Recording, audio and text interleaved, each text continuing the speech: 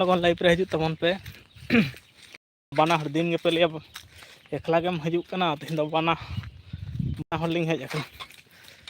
पूरा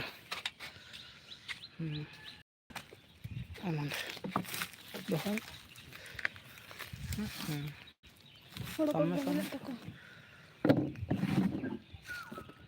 चलू गया जोहर गे कमेंट ठीक मेना पे लगो लगो ले तबन पे आले दो भागे गे मेना लिया समय बनत ते बेस व्यस्त रिन तहना समय नाम हिजुक कना को ये रो रापुत ल अब भी तो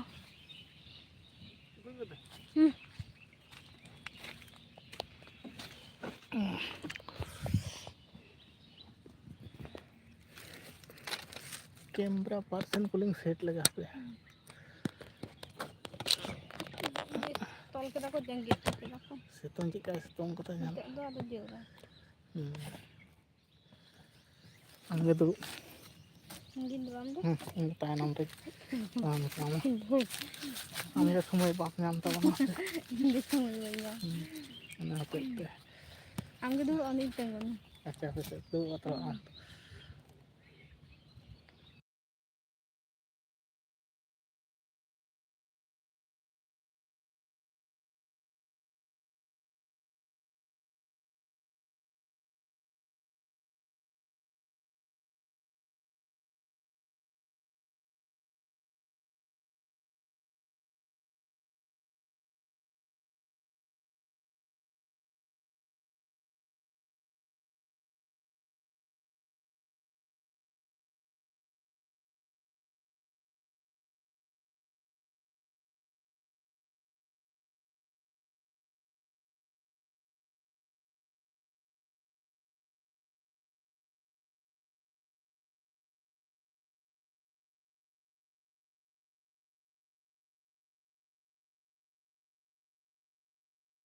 तबन पे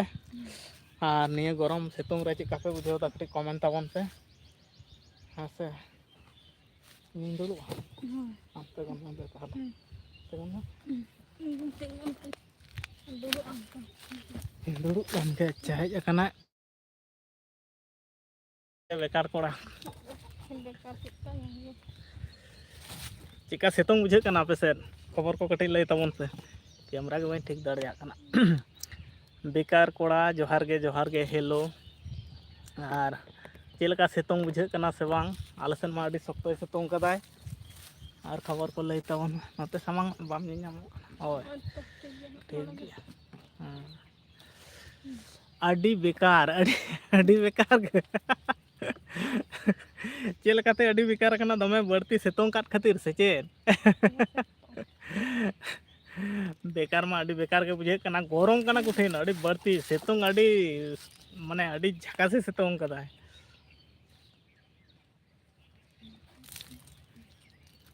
नोडे तो को हेते दात तेतांग से बेकार कोड़ा होय अडी सख्त सितुंग कदाय बैकग्राउंड से खना नेल उदुआ मा कटे एन नेल ना चिलका सितुंग कनाय अलिंग दो ओना दारी चेक को ले अलिंग दो ओना दारी नोडे कटी ठंडा बुझे कना बाखान तो कुठिन सख्त तो बद बहेर कोड़े हर को कमी कान गया को और ओका दिसम खना बेकार कोड़ा लई तबन में हा और आलिया लाइव रे नवा पाले में हेज कना ओना लगी ते अडी अडी सारहाव ले एमम कना आले पहाटा खना अलिंग पहाटा खना और चेलका मेना पे फास्ट दो ओना दो बांग कुकली होइलना ओड़ा कोरेना खबर को चिका झत्तो के नपाय बड़ा गे आले दो अडी बेस गयाले हा तेहिन दबित ते दारे बुटर लाइव हाँ एकदम परफेक्ट दारे बुटर लाइव हो एकदम दारे कना होय ताव कटी मारंग मारंग दारे मेना अडी इजे बुझे कना बेस बुझे कना और नोते ओना बैकग्राउंड से दो बेस के अच्छा अडी बेस निंका के सितुंग रे बढ़ती कायते जतो कम समय बो कमी दारिया जहाना जुदी आबो दो आतु दिसम रेन होड़ कना आले मा आतु दिसम रेन होड़ कना ले माठ बद बहेर करना कमी हुआ सेता सेता कमी हुआ बाखान दो जे बढ़ती सितुंग कदा से सितुंग ते होड़ को गुजुक कना को खबर को आजमो कना ले दाको और नोते ठेर तमा को माने बिजली तमा को अडी गान होय खबर को एम कदा को आले नो पाटा बादाम बतरे नोका ओना बिजली ऐसे अडी बतर के बुझा नोते ᱟᱹᱰᱤ ᱵᱮᱥ ᱜᱮ ᱟᱨ ᱚᱠᱟ ᱫᱤᱥᱚᱢ ᱥᱮᱫ ᱠᱷᱚᱱᱟᱜ ᱵᱮᱠᱟᱨ ᱠᱚᱲᱟ ᱱᱟᱥᱮᱱᱟᱜ ᱠᱟᱹᱴᱤᱡ ᱮᱢ ᱞᱟᱹᱭ ᱛᱟᱵᱚᱱ ᱠᱷᱟᱱ ᱟᱹᱰᱤ ᱵᱮᱥ ᱠᱚᱜᱼᱟ ᱟᱨ ᱥᱟᱱᱟᱢ ᱠᱚᱜᱮ ᱠᱟᱹᱴᱤᱡ ᱠᱟᱹᱴᱤᱡ ᱞᱟᱭᱤᱠ ᱦᱚᱸ ᱮᱢ ᱛᱚᱨᱟ ᱛᱟᱵᱚᱱ ᱯᱮ ᱦᱮᱸ ᱟᱹᱰᱤ ᱵᱮᱥ ᱵᱩᱡᱷᱟᱹᱜᱼᱟ ᱞᱟᱭᱤᱠ ᱦᱚᱸ ᱞᱟᱭᱤᱠ ᱛᱚᱨᱟᱭ ᱛᱟᱵᱚᱱ ᱯᱮ ᱠᱳᱞᱰ ᱰᱨᱤᱝᱠ ᱞᱮᱠᱟ ᱧᱮᱞᱚᱜ ᱠᱟᱱᱟ ᱠᱳᱞᱰ ᱰᱨᱤᱝᱠ ᱫᱚ ᱵᱟᱝ ᱠᱟᱱᱟ ᱯᱞᱮᱱ ᱫᱟᱜ ᱠᱟᱱᱟ ᱥᱤᱢᱞᱟᱯᱟᱞ ᱠᱷᱚᱱ ᱟᱞᱮ ᱫᱚ ᱟᱪᱪᱷᱟ ᱟᱹᱰᱤ ᱵᱮᱥ ᱥᱤᱢᱞᱟᱯᱟᱞ ᱱᱚᱣᱟ ᱫᱚ ᱯᱟᱞᱮ ᱵᱮᱝᱜᱚᱞ ᱨᱮᱜᱮ ᱵᱟᱝ ᱪᱚ ᱧᱩᱨᱩᱜ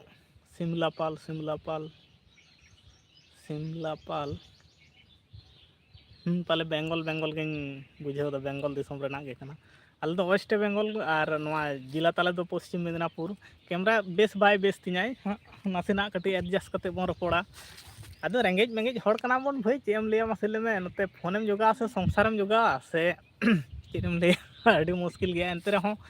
ᱟᱯᱮ ᱠᱚᱣᱟᱜ ᱥᱟᱯᱳᱨᱴ ᱢᱮᱱᱟᱜᱼᱟ ᱵᱷᱟᱜᱮ ᱵᱩᱡᱷᱟᱹᱜ ᱠᱟᱱᱟ ᱵᱷᱤᱰᱤᱭᱳ ᱠᱚ ᱵᱮᱱᱟᱣ ᱵᱟᱲᱟ ᱦᱩᱭᱩᱜ ᱠᱟᱱᱟ ᱟᱹᱰᱤ ᱡᱷᱟᱲᱠᱷᱚᱸᱰ ᱫᱤᱥᱚᱢ ᱟᱪᱪᱷᱟ ᱟᱞᱮ ᱱᱚᱣᱟ ᱵᱮᱝᱜᱚᱞ ᱨᱮᱦᱚᱸ ᱢᱮᱱᱟᱜᱼᱟ ᱦᱮᱸ ᱥᱮ ᱟᱞᱮ ᱵᱮᱝᱜᱚᱞ ᱨᱮᱦᱚᱸ ᱢᱤᱫᱴᱟᱝ ᱡᱟᱭᱜᱟ ᱧᱩᱛᱩᱢ ᱢᱮᱱᱟᱜᱼᱟ ᱥᱤᱢᱞᱟᱯᱟᱞ ᱟᱨ ᱡᱷᱟᱲᱠᱷᱚᱸᱰ ᱫᱤᱥᱚᱢ ᱠᱷᱚᱱᱟᱜ ᱟᱹᱰᱤ ᱟᱹᱰᱤ ᱥᱟᱨᱦᱟᱣ ᱡᱷᱟᱲᱠᱷᱚᱸᱰ ᱫᱤᱥᱚᱢ ᱟᱞᱮ ᱫᱚ ᱵᱮᱝᱜᱚᱞ ᱫᱤᱥᱚᱢ ᱠᱷᱚᱱᱟᱜ ᱟᱨ ᱰᱤᱥᱴᱤᱠ ᱛᱟᱞᱮ ᱫᱚ ᱦᱩᱭᱩᱜ ᱠᱟᱱᱟ ᱢᱮᱫᱽᱱᱟᱯᱩᱨ ᱱᱚᱣᱟ ᱵᱮᱝᱜᱚᱞ ᱯᱟᱦᱴᱟ ᱯᱮ ᱦᱮᱡ ᱵᱟᱲᱟ ᱟᱠᱟᱱᱟ ᱥᱮ ᱵᱟᱝ ᱦᱟᱸᱜ ᱟᱹᱰᱤ ᱥᱚᱠᱛᱚᱭ ᱥᱤᱛᱩᱝ ᱠᱟᱫᱟ ᱟᱯᱮ ᱚᱱᱟ ᱡᱷᱟᱲᱠᱷᱚᱸᱰ ᱫᱤᱥᱚᱢ ᱢᱟ ᱵᱟᱹᱲᱛᱤ ᱴᱷᱤᱠ ᱜᱮᱭᱟ ᱵᱟᱝᱞᱟᱛᱮ ᱥᱩᱱᱤᱞ ᱵᱮᱨᱮᱫ ᱟᱠᱟᱱᱟ ᱪᱟᱞᱟᱜ ᱠᱟᱱ ᱵᱟᱝᱞᱟᱛᱮ ᱵᱮᱲᱟᱥ ᱵᱟ ᱵᱟᱝᱞᱟᱛᱮ ᱵᱟᱲᱟᱭᱟ ᱥᱮ ᱵᱟᱝ ᱚᱱᱟᱜᱮ ᱪᱮᱫ ᱪᱚᱭ ᱚᱞ ᱞᱮᱫ ᱛᱟᱦᱮᱸᱫ ᱵᱮᱲᱟᱥ ᱵᱟ ᱦᱮᱸ ᱵᱟᱝᱞᱟ ᱛᱮᱦᱚᱸ ᱠᱚᱢᱮᱱᱴ ᱫᱟᱲᱮᱭᱟᱜᱼᱟ ᱠᱳᱱᱳ ᱚᱥᱩᱵᱤᱫᱟ ᱵᱟᱝ ᱠᱟᱱᱟ ᱟᱹᱰි ᱱᱟᱯᱟᱭ ᱜᱮ ᱦᱮᱸ ᱟᱹᱰᱤ ᱵᱮᱥ ᱜᱮ ᱥᱩᱱᱤᱞ ᱵᱟᱝᱞᱟ ᱛᱮᱦᱚᱸᱢ ᱠᱚᱢᱮᱱᱴ ᱫᱟᱲᱮᱭᱟᱜᱼᱟ ᱠᱳᱱᱳ ᱫᱤᱠᱠᱚᱛ ᱵᱟᱝ ᱠᱟᱱᱟ ᱵᱟᱝᱞᱟ ᱫᱩᱧ ᱵᱟᱲᱟᱭ ᱜᱮᱛᱟ ᱵᱚᱱᱟ ᱴᱩᱠ ᱴᱟᱠ ᱢᱳᱴᱟᱢᱩᱴᱤ ᱠᱚᱢᱮᱱᱴ ᱠᱚᱫᱚ ᱟᱹᱰᱤ ᱵᱮᱥ ᱫᱷᱟᱨᱟ ᱜᱤᱧ ᱨᱤᱯᱞᱟᱭ ᱫᱟᱲᱮᱭᱟ ᱛᱟᱵᱚᱱᱟ ᱡᱟᱞᱟ ᱵᱟᱲᱟᱜ ᱠᱟᱱᱟ ᱦᱮᱸ ᱟᱹᱰᱤ ᱡᱟᱞᱟ ᱵᱟᱲᱟ ᱢᱟᱱᱮ ᱟᱹᱰꯤ শক্ত ᱜᱮ ᱡᱟᱞᱟ ᱜᱮ ᱵᱩᱡᱷᱟᱹᱜ ᱠᱟᱱᱟ ᱱᱚᱣᱟ ᱥᱤᱛᱩᱝ ᱜᱚᱨᱚᱢ ᱨᱮ ᱢᱟᱱᱮ ᱠᱚᱴᱷᱤᱱ ᱥᱤᱛᱩᱝ ᱫᱟᱭ ᱟᱨ ᱜᱩᱢᱥᱟᱱᱤ ᱫᱚᱢᱮ ᱮᱢᱫᱟᱭ ᱛᱚ ᱱᱤᱭᱟᱹ ᱥᱚᱢᱚᱭ ᱟᱞᱮ ᱱᱚᱛᱮ ᱢᱟ ᱦᱳᱲᱳ ᱠᱚᱨᱮᱱᱟᱜ ᱠᱟᱹᱢᱤ ᱦᱩᱭᱩᱜ ᱠᱟᱱᱟ ᱚᱱᱟ ᱦᱚᱛᱮᱡ ᱛᱮ ᱵᱟᱹᱲᱛᱤ ᱵᱟᱧᱪᱚ ᱟᱨ ᱠᱤᱪᱷᱩ ᱫᱤᱱ ᱞᱟᱦᱟᱨᱮ ᱫᱟᱜ ᱠᱮᱫᱟ ᱚᱱᱟ ᱨᱮᱱᱟᱜ ᱵᱷᱟᱵᱽ ᱨᱟᱠᱟᱵ ᱠᱟᱱᱟ ᱦᱚᱸᱜᱼᱚᱭ ᱥᱚᱠᱛᱚ ᱡᱚᱠᱷᱚᱱᱮ ᱥᱤᱛᱩᱝ ᱫᱟᱭ ᱥᱮ ᱵᱷᱟᱵᱽ ᱢᱤᱫᱴᱟᱝ ᱨᱟᱠᱟᱵ ᱠᱟᱱᱟ ᱢᱟᱱᱮ ᱵᱷᱟᱵᱽ ᱨᱟᱠᱟᱵ ᱞᱮᱱᱠᱷᱟᱱ ᱮᱞᱟᱝ ᱵᱩᱡᱷᱟᱹᱜ ᱠᱟᱱᱟ ᱟᱨ ᱟᱹᱰᱤ ᱵᱟᱝ ᱴᱷᱤᱠ ᱜᱮ ᱡᱚᱠᱷᱚᱱ ᱛᱚᱠᱷᱚᱱ ᱦᱚᱭ ᱡᱚᱠᱷᱚᱱᱮ ᱵᱚᱱᱫᱚᱭᱮᱫᱟᱭ ᱥᱮ ᱟᱹᱰᱤ ᱵᱟᱝ ᱴᱷᱤᱠ ᱜᱮ ᱵᱩᱡᱷᱟᱹᱣ ᱜᱚᱫᱚᱜ ᱠᱟᱱᱟ ᱱᱚᱰᱮ ᱫᱟᱨᱮ ᱵᱩᱴᱟᱹ ᱨᱮᱫᱚ ᱢᱳᱴᱟᱢᱩᱴᱤ ᱴᱷᱤᱠ ᱴᱷᱟᱠ ᱜᱮ ᱵᱩᱡᱷᱟᱹᱜ ᱠᱟᱱᱟ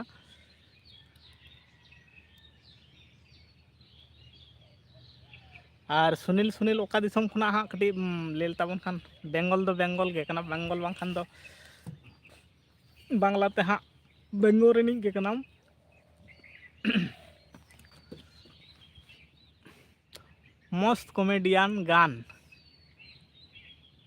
ᱢᱚস্ত কমেডি গান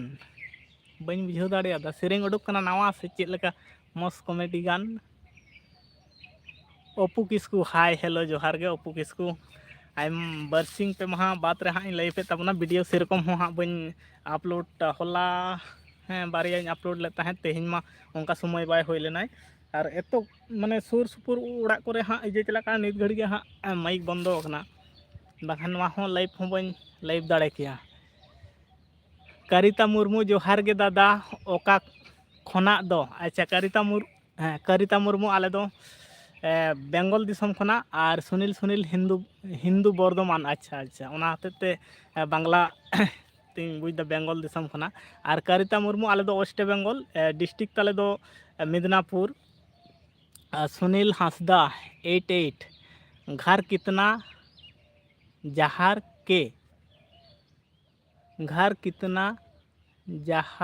के मतलब बन बुझाव दाड़ा सुनील हांसदा 88 और कारिता मुर्मू आम दो ओका दिसम खना नासेना कटी एम लेल ताबन खान अड़ी के बेस को आर नावा पालेम हेज कना आलिया नवा लाइफ रे अड़ी अड़ी सरहाव मेना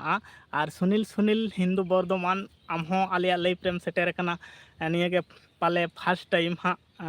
ओना हतेते आयमा आयमा सरहाव और निंके के हजू कान दिन रहो सपोर्ट एम ताबन पे और सुनील जानसदा 88 आम हो पाले नवा गयाम जोहार गे हाँ सुनील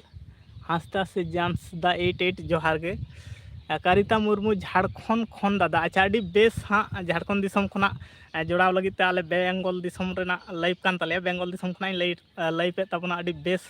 बुझे कना आपे को सला रपड़ हुयो कना और ओनतेना वेदर को चेलका आले नोते मा बैकग्राउंड रे नासेना कटी देखाबन गे सुनील आंदो आबार छेले ओना दो आबार छेले के सुनील ओना दो आबार छेले के बन बुझाव दादा बिदु चंदन ब्लॉक मा झोतो को गे जोहार। अच्छा आले पहाटा खुना हो जोहार और सानाम को बिदु चंदन ब्लॉग के जोहारे चलाबन कना नापाय भाबते बो आतांग दाराम तया और आलिया तेहना लाइफ रे आम हो अडी नापायते आलिया जोहार को आतांग दाराम ताले में और चेले का मेनाम तबना लई तबन में और सुनील सुनील ओना दो आबार छिले के बन बुझाव दरादा दोहरा तेम कमेंट लेखा और बेस को और सरिता कारिता कारिता मुर्मू झारखंड दिसम कोन कान ताबोनाय अडी बेस हाँ नावगे नावा नावा ऑडियंस संग न्यापाम हुयुग कना रपड़ हुयुग कना चेलका पे बुझावदा कमेंट माध्यम ते कटी नासेना बड़ाय हचोइन ताबन पे पाले जहां कमेंट को हाँ ठिकिन पढ़ाए तापिया से बांग लई ताबन पे सुनील जानसदा 88 एकदम सायारी एकदम सायारी कथा उयर मने मिटा सायाते साड़ीते मिटांग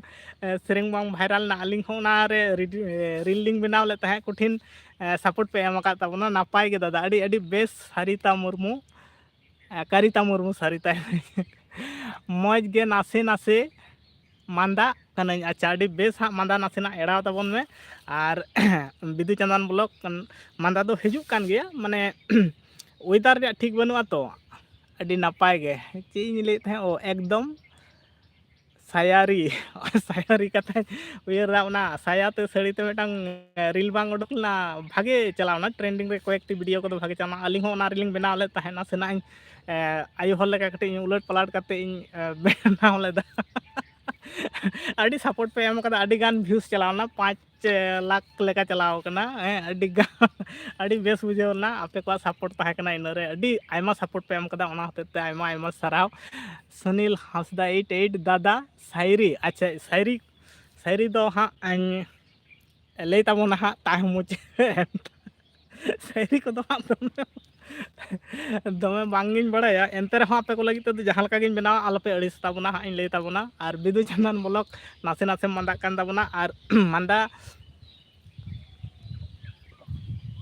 चेन लिया दमे हाँ टाइम मतो तपन में और किछु जुदी रान मेडिसिन लेकाना दरकार खान दो मेडिसिन कटी अगुई में अड़ी लगन धारा बेसोआ और वेदर जो खुना वेदर उलट पलट सिंह बेड़ा बढ़ती सितुंग तहन कना गरम तहन कना निदा खान के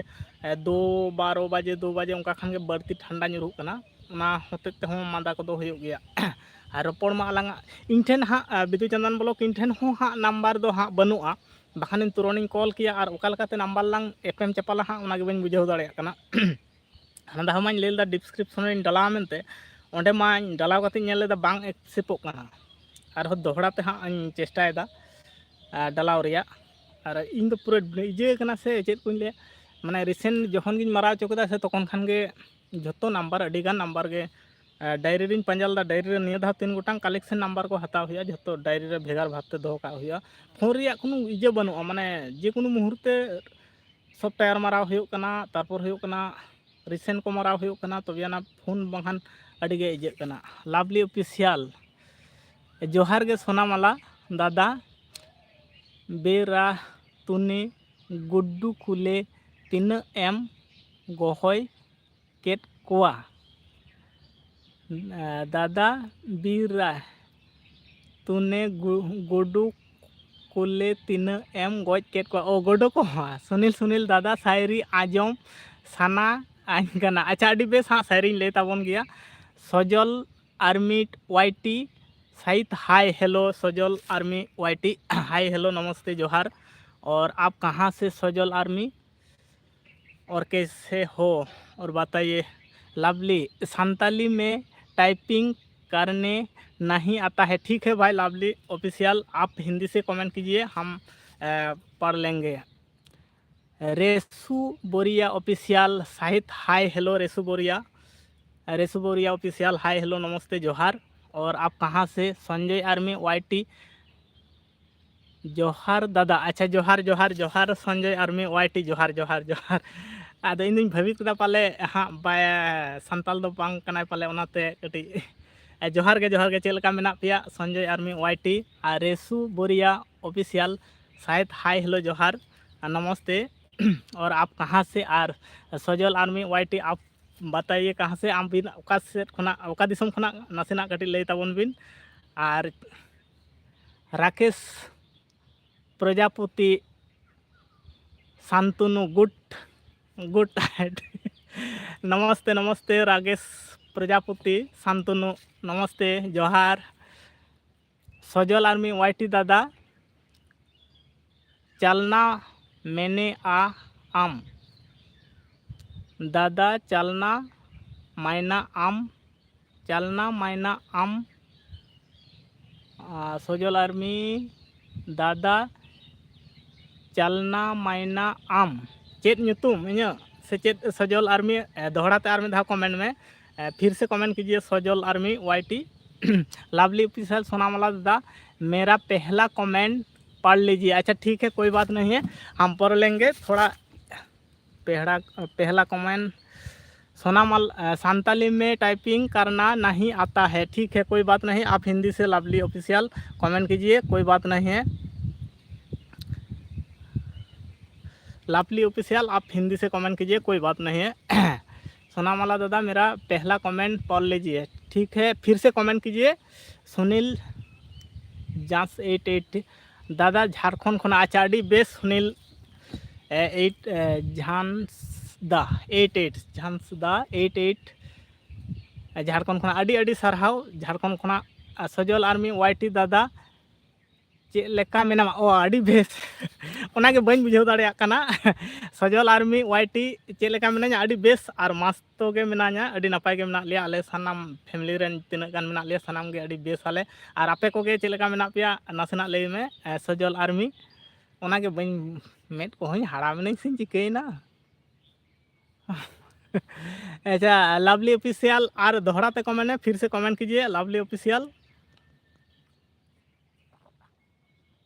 और विदु चंदन ब्लॉक में पालन मेनाम तलांगा से बांग हाँ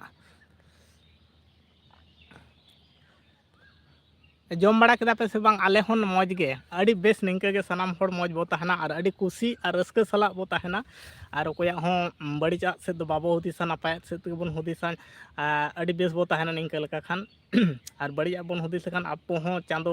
बुगिया बाय मेताबना बड़ी आगे मेता बड़ी आगे अब हों दिसा अबना ओना होते सनाम को गे बुगिया गे बो हुदिसा मैंने लिख कर दिया है आप लोग भी लाइक करो फ्रेंड अच्छा लवली ऑफिशियल बता रहा है लाइक कर दिया है सभी लोग लाइक करने के लिए बोल रहा है मेरी तरफ से आप लोगों को सभी को लाइक कर दीजिए आपका लाइक मेरा बहुत अच्छा लगता है और हिंदी तो दमे हाँ बन बड़ा ताबना है एडजस्ट ताबन पे बुझ दाड़े कना पे जो आले बेंगल दिसम रे हाँ बांग्ला के कटी उसरा धरा गदोआ और जहाँ झारखंड खना पे नेले ताबना अंते मा अडी उसरा के चेत को लिया को हिंदी दो अडी कॉमन करना आले नोते मा चिलिया कोई बात बांग खाना अब तला दो हाँ गानो गया जुदी जहाँ गलती को दोआ कटी इकई खजो ताबना सजल आर्मी वाईटी दादा इन वेस्ट बेंगल खन अच्छा वेस्ट बेंगल ओका जिला खुना सजल आर्मी लय तलांग में आले हों वेस्ट बेंगल और डिस्ट्रिक्ट दो होयो कान तालिया पश्चिम मिदनापुर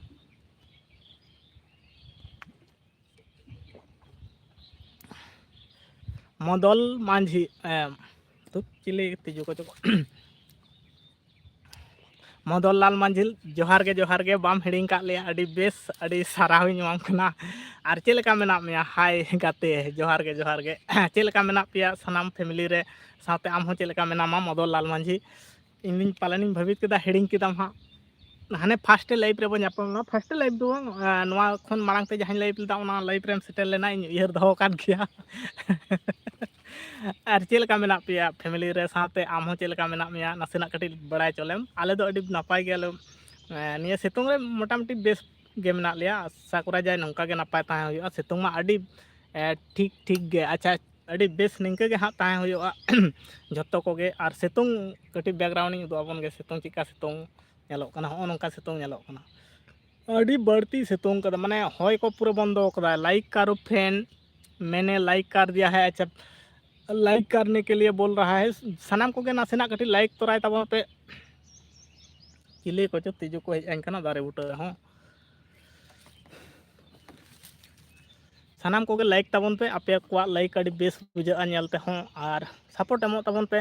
और वीडियो को डालाव दाले उना करे हों कमेंट ताबन पे चेका वीडियो को पे कुसिया कना से बांग लवली ऑफिशियल अभी हम काम कर रहा है बाद में बात करेंगे ठीक है कोई बात नहीं काम है तो काम पहले काम देख ले हम लोग तो हमेशा मिलते जुलते रहेंगे। Bye bye. बात रे हिजुक कने। अच्छा ठीक गया मदन लाल मांझी, हिजुक में अड़ी नपाय। हॉय जे कटी एम सेटर कना निया लगी ते अड़ी साराहन चालामा। कम समय भीतर हम सेटर लेना, इन अड़ी बेसिंग बुझाव केदा। और लवली ऑफिशियल अभी काम है तो काम कर लेना। फिर से मिलेंगे, कोई बात नहीं है, पहले काम देखना पड़ेगा, कोई बात नहीं है। कमी तो एकदम निहती जरूर गया। जुदी कमी को मेना खान दो जहां गिन मेता पेया, कमी को जुदी मेना खान दो कमी पहल फास्ट कमी, कारण बाबो कमी लेखान हाँ आड़ी एटकेटोड़े गया से ओड़ा कोरेना आयमा आयमा कमी ताहेना, आयमा आयमा अड़ी गान कमी ताहेना, जहां कमी को दो समय कोरेना कमी ओना समय पारम चाव लंखान हाँ अड़ी एटकेटोड़े रे ᱧᱩᱨ गदोआ। ठीक है।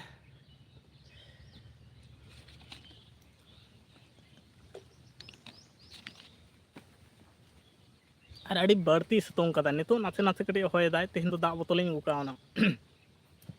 रोड रोड ते से चेक को लिया को मोचा इजे गदोग गया, चेक को मेना रोहड़ गदोगा, ओना हते ते तेहिन दो दाग बोतल आर चियारिंग अगु तोरा कावना। ताऊ बेस बाय बुझे कना मा घने घने होय बंदोय दाय, बेस तो दमे बाय बुझे कान गे।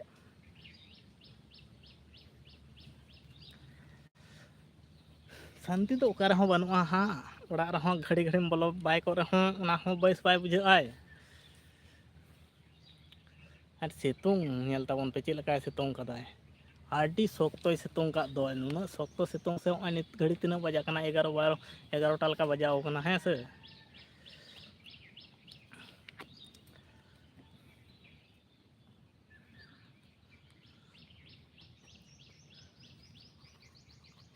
कठिन सितुंग बुरु दिसम मा आरो बढ़ती सितुंग बुझा, आले दिसम खना मा आले दिसम ताऊ चास को होयोते उना सितुंग बुझे कना, तार माने बुरु दिसम दो ललो होय के बढ़ती चेचो हजुआ। चेदा से आले किछु नोआ दूरत्व रे पेड़ा मना को तालिया,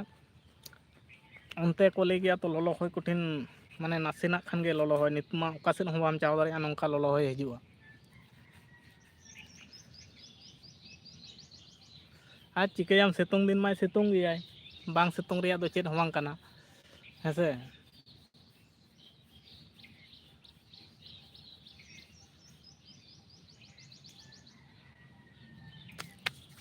सितुंग दो सितुंग दिन बाय सितुंग लेखा ओना हो खराब बेस बाय बुझा, और राबांग दिन बाय राबांग लेखा ओना हो बेस बाय बुझा, दाग दिन बाय दाग लेखा ओना हो बेस बाय बुझा। माने वेदार संगते अब एडजस्ट करते ताहे हुयुग ताबोना, जहां लेकान वेदार गे ताहेना ओनकाना वेदार गे अब एडजस्ट करते ताहे हुयुग ताबोना।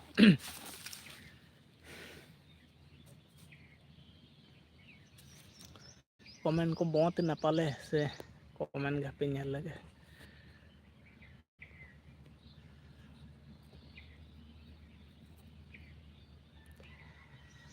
कमेंट को दो बाय बंद कान ताबोनाय, तो गाते को आरो कमेंट ताबोन पे।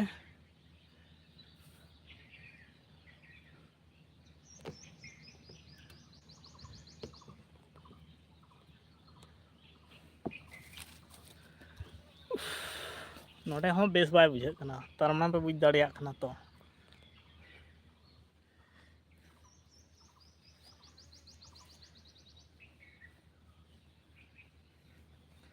चेत बैसक रूठी सितुंग रे।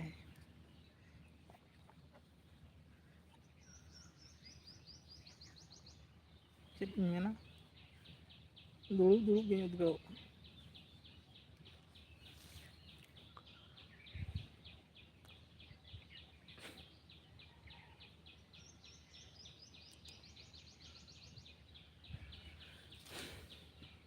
24 मिनट होयन ताबोना, अड़ी बेस अड़ी गान पे कमेंट आका ताबोना, आरो कमेंट ताबोन पे हाँ आपे को सा रपड़ होयुआ। और उहर बांग हेज कना कोई तने चो शायरी कथाय लई तहन हाँ हिड़िंग के दिया तिना संगे रे चो हाँ सुनील आर्मी वाईटी आले हों। अच्छा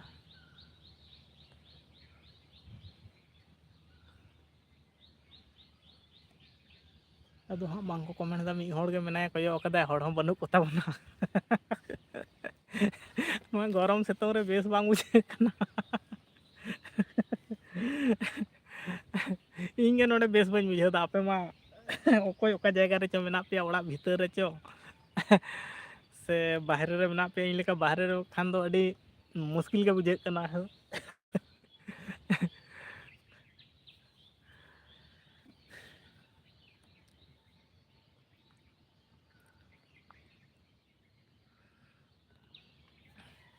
दारे बुटा नोडे मेना ताऊ कटिज बेस बुझे कना मारांग माने नोआ एरिया तायनम पाहटा रे दो अडी गान गे दारे मेना नोआ पाहटा रे हो दारे दारे मेना नोआ पाहटा रे हो दारे मेना और खूब खराब दो बाय बुझे कना बेस गे बुझे कना तो होय बंद लखान गे बेस बांग बुझे कना ओनाटा मेटा समस्या कना होय दी मा नोडे किंतु अडी बेस बुझे नुना चरक सही बुझे आसे ओनते तायनम से ओनते बद बहेड़ को मेना ओनते कटी एम कोयो नोडे कटी एम दुरुब कोआ नोते खना ठंडा होय हो जो उत्तर खना जखने होय से अडी बेस गे बुझे गदो आदो बाय होय लखान गे हां आदो बेस तो बांग बुझे होय तो नित घड़ी तो पूरा एकदम चेत को ले मेटा सकाम बांग लड़ा कना इन मा गोटाኝ उद्गत तीन लखत चाबा कना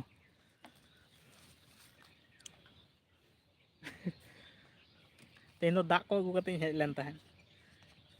दाग को अगू कदा रोड रोड ते माने सारा घड़ी रोड रोड ते से मोचा को चित लगा च बुझाव गदो गया एनते रहो पूरा बहुत बहिर रे हड़ को कमी कान गया को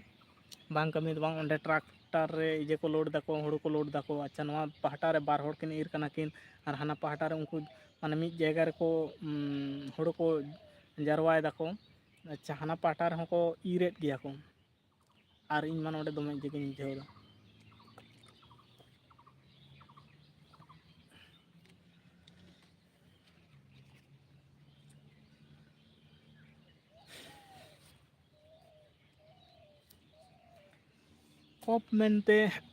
टॉप मेनते कमेंट को बंद चाबायन ताबोना अडी मुश्किल गे मनोज सोरेन जोहार गे हाँ जोहार गे मनोज सोरेन और ओकालका मेना मिया मनोज सोरेन लई ताबोन में आले तो अडी नपाय गियाले और बेस गियाले फैमिली रे हो झतो गे नपाय गियाले आपे गे लई ताबोन में और मनोज सोरेन ओका दिसम खनाम जोड़ाव कान ताबोना आले लाइफ रेम सेटर कना ओना लगी ते आयमा आयमा साराव साथे जोहार ले चालाम कना नासेना कटी कमेंट ताबोन में ओका दिसम खनाम जोड़ाव कान ताबोना फर्स्ट टाइम पाले आले लाइफ रेम सेटर कना जो मांग दफा हाँ चम हेज बड़ा कान गे हाँ बन दिसो दाड़िया कना लाइफ मा हमेशा गे निये मायने लेका तो कम गिन लाइफ का बाखान मांग दो अडी दिनम गे लाइफ पका ताहेन आदो अडी गान होड़ा हाँ नितुम को हाँ हिडिंग ताहेन गदो गया बिहार दिसम खन अडी बेस हाँ बिहार दिसम खन हेम्ब्रम कोड़ा ऑफिशियल जोहार गे दादा हैं जोहार गे हेम्ब्रम कोड़ा ऑफिशियल चेलका मेना पिया फैमिली रे और आम हो चेलका मेना मिया निया सितोंग रे चिका बेस बड़ा गे से और सितोंग आपे दिसम चेलका सितोंग कदा आले दिसम मा अडी कोटराय सितोंग कदा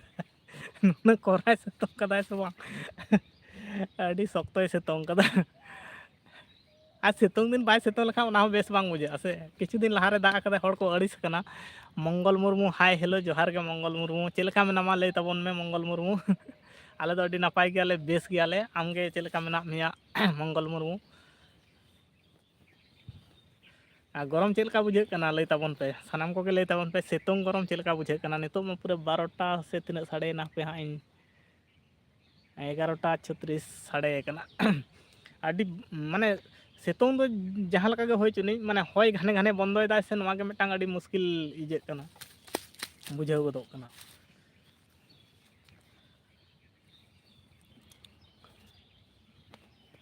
हेम्ब्रम कोड़ा ऑफिशियल लई ताबोन में चेलका मेना पिया मनोज सोरेन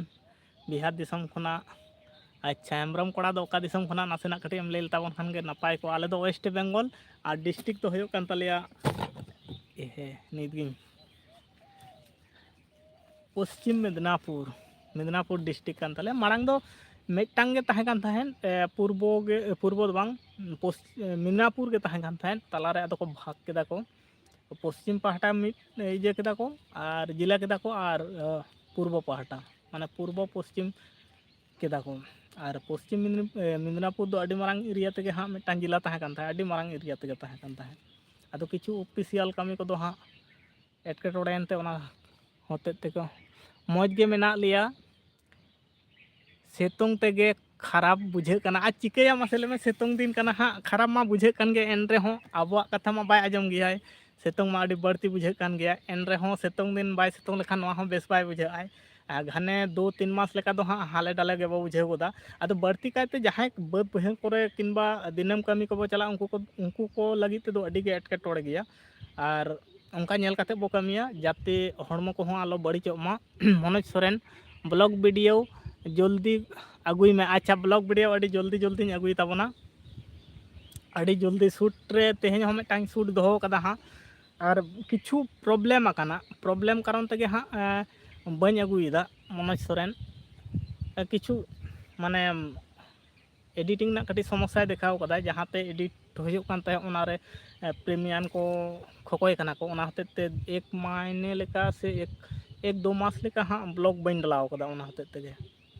ᱟᱫᱚ ᱡᱷᱚᱛᱚ ᱨᱮᱜᱮ ᱵᱷᱟᱹᱭ ᱚᱠᱟ ᱮᱯ ᱦᱚᱸ ᱯᱷᱨᱤ ᱫᱚ ᱵᱟᱹᱱᱩᱜᱼᱟ ᱢᱟᱱᱮ ᱡᱮ ᱠᱳᱱᱳ ᱵᱷᱟᱜᱮ ᱠᱳᱣᱟᱞᱤᱴᱤᱢ ᱠᱟᱹᱢᱤ ᱞᱟᱹᱜᱤᱫᱚᱜ ᱠᱷᱟᱱ ᱰᱳᱱᱮᱴ ᱮᱢ ᱦᱩᱭᱩᱜ ᱛᱟᱢᱟ ᱯᱚᱭᱥᱟ ᱮᱢ ᱦᱩᱭᱩᱜ ᱛᱟᱢᱟ ᱱᱚᱝᱠᱟ ᱥᱚᱢᱚᱥᱥᱟᱭ ᱫᱮᱠᱷᱟᱣᱫᱟ ᱦᱮᱢᱵᱨᱚᱢ ᱠᱚᱲᱟ ᱚᱯᱷᱤᱥᱤᱭᱟᱞ ᱟᱞᱮ ᱫᱚ ᱡᱷᱟᱲᱠᱷᱚᱸᱰ ᱫᱤᱥᱚᱢ ᱠᱷᱚᱱᱟᱜ ᱥᱤᱛᱩᱝ ᱢᱟ ᱡᱷᱟᱲᱠᱷᱚᱸᱰ ᱫᱤᱥᱚᱢ ᱢᱟ ᱚᱱᱛᱮ ᱢᱟ ᱵᱟᱹᱲᱛᱤ ᱵᱩᱨᱩ ᱠᱚ ᱢᱮᱱᱟᱜᱼᱟ ᱚᱱᱛᱮ ᱫᱚ ᱟᱹᱰᱤ ᱵᱟᱹᱲᱛᱤ ᱜᱮ ᱯᱟᱞᱮ ᱥᱤᱛᱩᱝ ᱠᱚᱫᱚ ᱵᱩᱡᱷᱟᱹᱜᱼᱟ ᱟᱞᱮ ᱫᱤᱥᱚᱢ ᱜᱮ ᱟᱹᱰᱤ ᱵᱟᱹᱲᱛᱤ ᱦᱚᱸᱜᱼᱚᱭ ᱛᱮᱦᱮᱧ ᱜᱟᱯᱟ ᱫᱚ ᱟᱹᱰᱤ ᱵᱟᱹᱲᱛᱤ ᱥᱤᱛᱩᱝ ᱵᱩᱡᱷᱟᱹᱜ ᱠᱟᱱᱟ ᱚᱱᱛᱮ ᱢᱟ ᱵᱩᱨᱩ ᱰᱩᱝᱨᱤ ko ᱢᱮᱱᱟᱜᱼᱟ ᱢᱟᱱᱮ ᱟᱹᱰᱤ ᱵᱟᱹᱲᱛᱤ ᱜᱮ ᱫᱷᱤᱨᱤ ko ᱵᱩᱨᱩ ko ᱢᱮᱱᱟᱜᱼᱟ ᱟᱹᱰᱤ VN ᱛᱮ VN ᱢᱟ ᱩᱱᱤ ᱦᱚᱸ ᱯᱨᱤᱢᱤᱭᱟᱢᱮ ᱠᱷᱚᱠᱚᱭ ᱠᱟᱱᱟᱭ ᱟᱪᱪᱷᱟ ᱠᱟᱭᱤᱱ ᱢᱟᱥᱴᱟᱨ ᱩᱱᱤ ᱦᱚᱸ ᱯᱨᱤᱢᱤᱭᱟᱢᱮ ᱠᱷᱚᱠᱚᱭ ᱠᱟᱱᱟᱭ ᱟᱨ ᱱᱤᱛᱚᱜ ᱡᱟᱦᱟᱸᱭ ᱠᱚ ᱞᱟᱹᱭ ᱫᱟᱠᱚ ᱚᱱᱟ ᱤᱭᱟᱹ ᱳᱞ ᱵᱷᱟᱨᱡᱮᱱ ᱠᱷᱚᱱᱟᱜ ᱳᱞ ᱵᱷᱟᱨᱡᱮᱱ ᱢᱟ ᱵᱟᱝ ᱧᱟᱯᱟᱢ ᱠᱟᱱ ᱜᱮᱭᱟ ᱧᱟᱢ ᱜᱮ ᱵᱟᱹᱧ ᱧᱟᱢ ᱮᱫᱟ ᱦᱟᱸᱜ ᱳᱞ ᱵᱷᱟᱨᱡᱮᱱ ᱨᱮᱭᱟᱜ ᱠᱟᱭᱤᱱ ᱢᱟᱥᱴᱟর ᱢᱟᱲᱟᱝ ᱢᱟ ᱚᱱᱟ ᱛᱮᱜᱮᱧ ᱮᱰᱤᱴᱮᱫ ᱛᱟᱦᱮᱸᱫ ᱚᱱᱟ ᱦᱚᱛᱮᱡ ᱛᱮ ᱞᱚᱝ ᱵᱷᱤᱰᱤᱭᱳ ᱠᱚ ᱟᱹᱜᱩ ᱦᱟᱸᱜ ᱤᱧ ᱵᱚᱱᱫ ᱦᱟᱛᱟᱲ ᱟᱠᱟᱫᱟ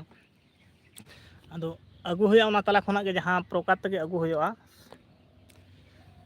ᱚᱱᱟ ᱥᱚᱢᱚᱥᱥᱟ ᱠᱟᱨᱚᱱ ᱛᱮ 1 মাইনে से 2 মাইনে ᱞᱮᱠᱟ ᱦᱟᱸᱜ ᱞᱚᱝ ᱵᱷᱤᱰᱤᱭᱳ ᱵᱟᱹᱧ ᱰᱟᱞᱟᱣ ᱠᱟᱫᱟ ᱟᱹᱰᱤ ᱫᱤᱱ ᱜᱮ ᱵᱟᱹᱧ ᱰᱟᱞᱟᱣ ᱠᱟᱫᱟ ᱵᱟᱝᱠᱷᱟᱱ ᱞᱚᱝ ᱟᱨ ᱥᱚᱨᱴ ᱵᱷᱤᱰᱤᱭᱳ ᱤᱧ ᱫᱤᱱᱟᱹᱢᱤᱧ ᱰᱟᱞᱟᱣ ᱠᱮᱭᱟ ᱵᱟᱨᱭᱟ ᱠᱟᱛᱮᱫ ᱥᱚᱨᱴ ᱵᱷᱤᱰᱤᱭᱳ ᱛᱟᱦᱮᱸ ᱠᱚᱜ ᱛᱤᱧᱟ ᱢᱤᱫᱴᱟᱝ ᱞᱚᱝ ᱱᱚᱝᱠᱟ ᱫᱤᱱᱟᱹᱢᱤᱧ ᱟᱯᱞᱳᱰᱮᱫ ᱛᱟᱦᱮᱸᱫ ᱫᱤᱱᱟᱹᱢ ᱫᱤᱱ ᱜᱮ ᱢᱟᱲᱟᱝ ᱫᱚᱧ ᱟᱯᱞᱳᱰᱮᱫ ᱛᱟᱦᱮᱸᱫ ᱟᱫᱚ ᱚᱱᱟ ᱥᱚᱢᱚᱥᱥᱟ ᱠᱟᱨᱚᱱ ᱛᱮᱜᱮ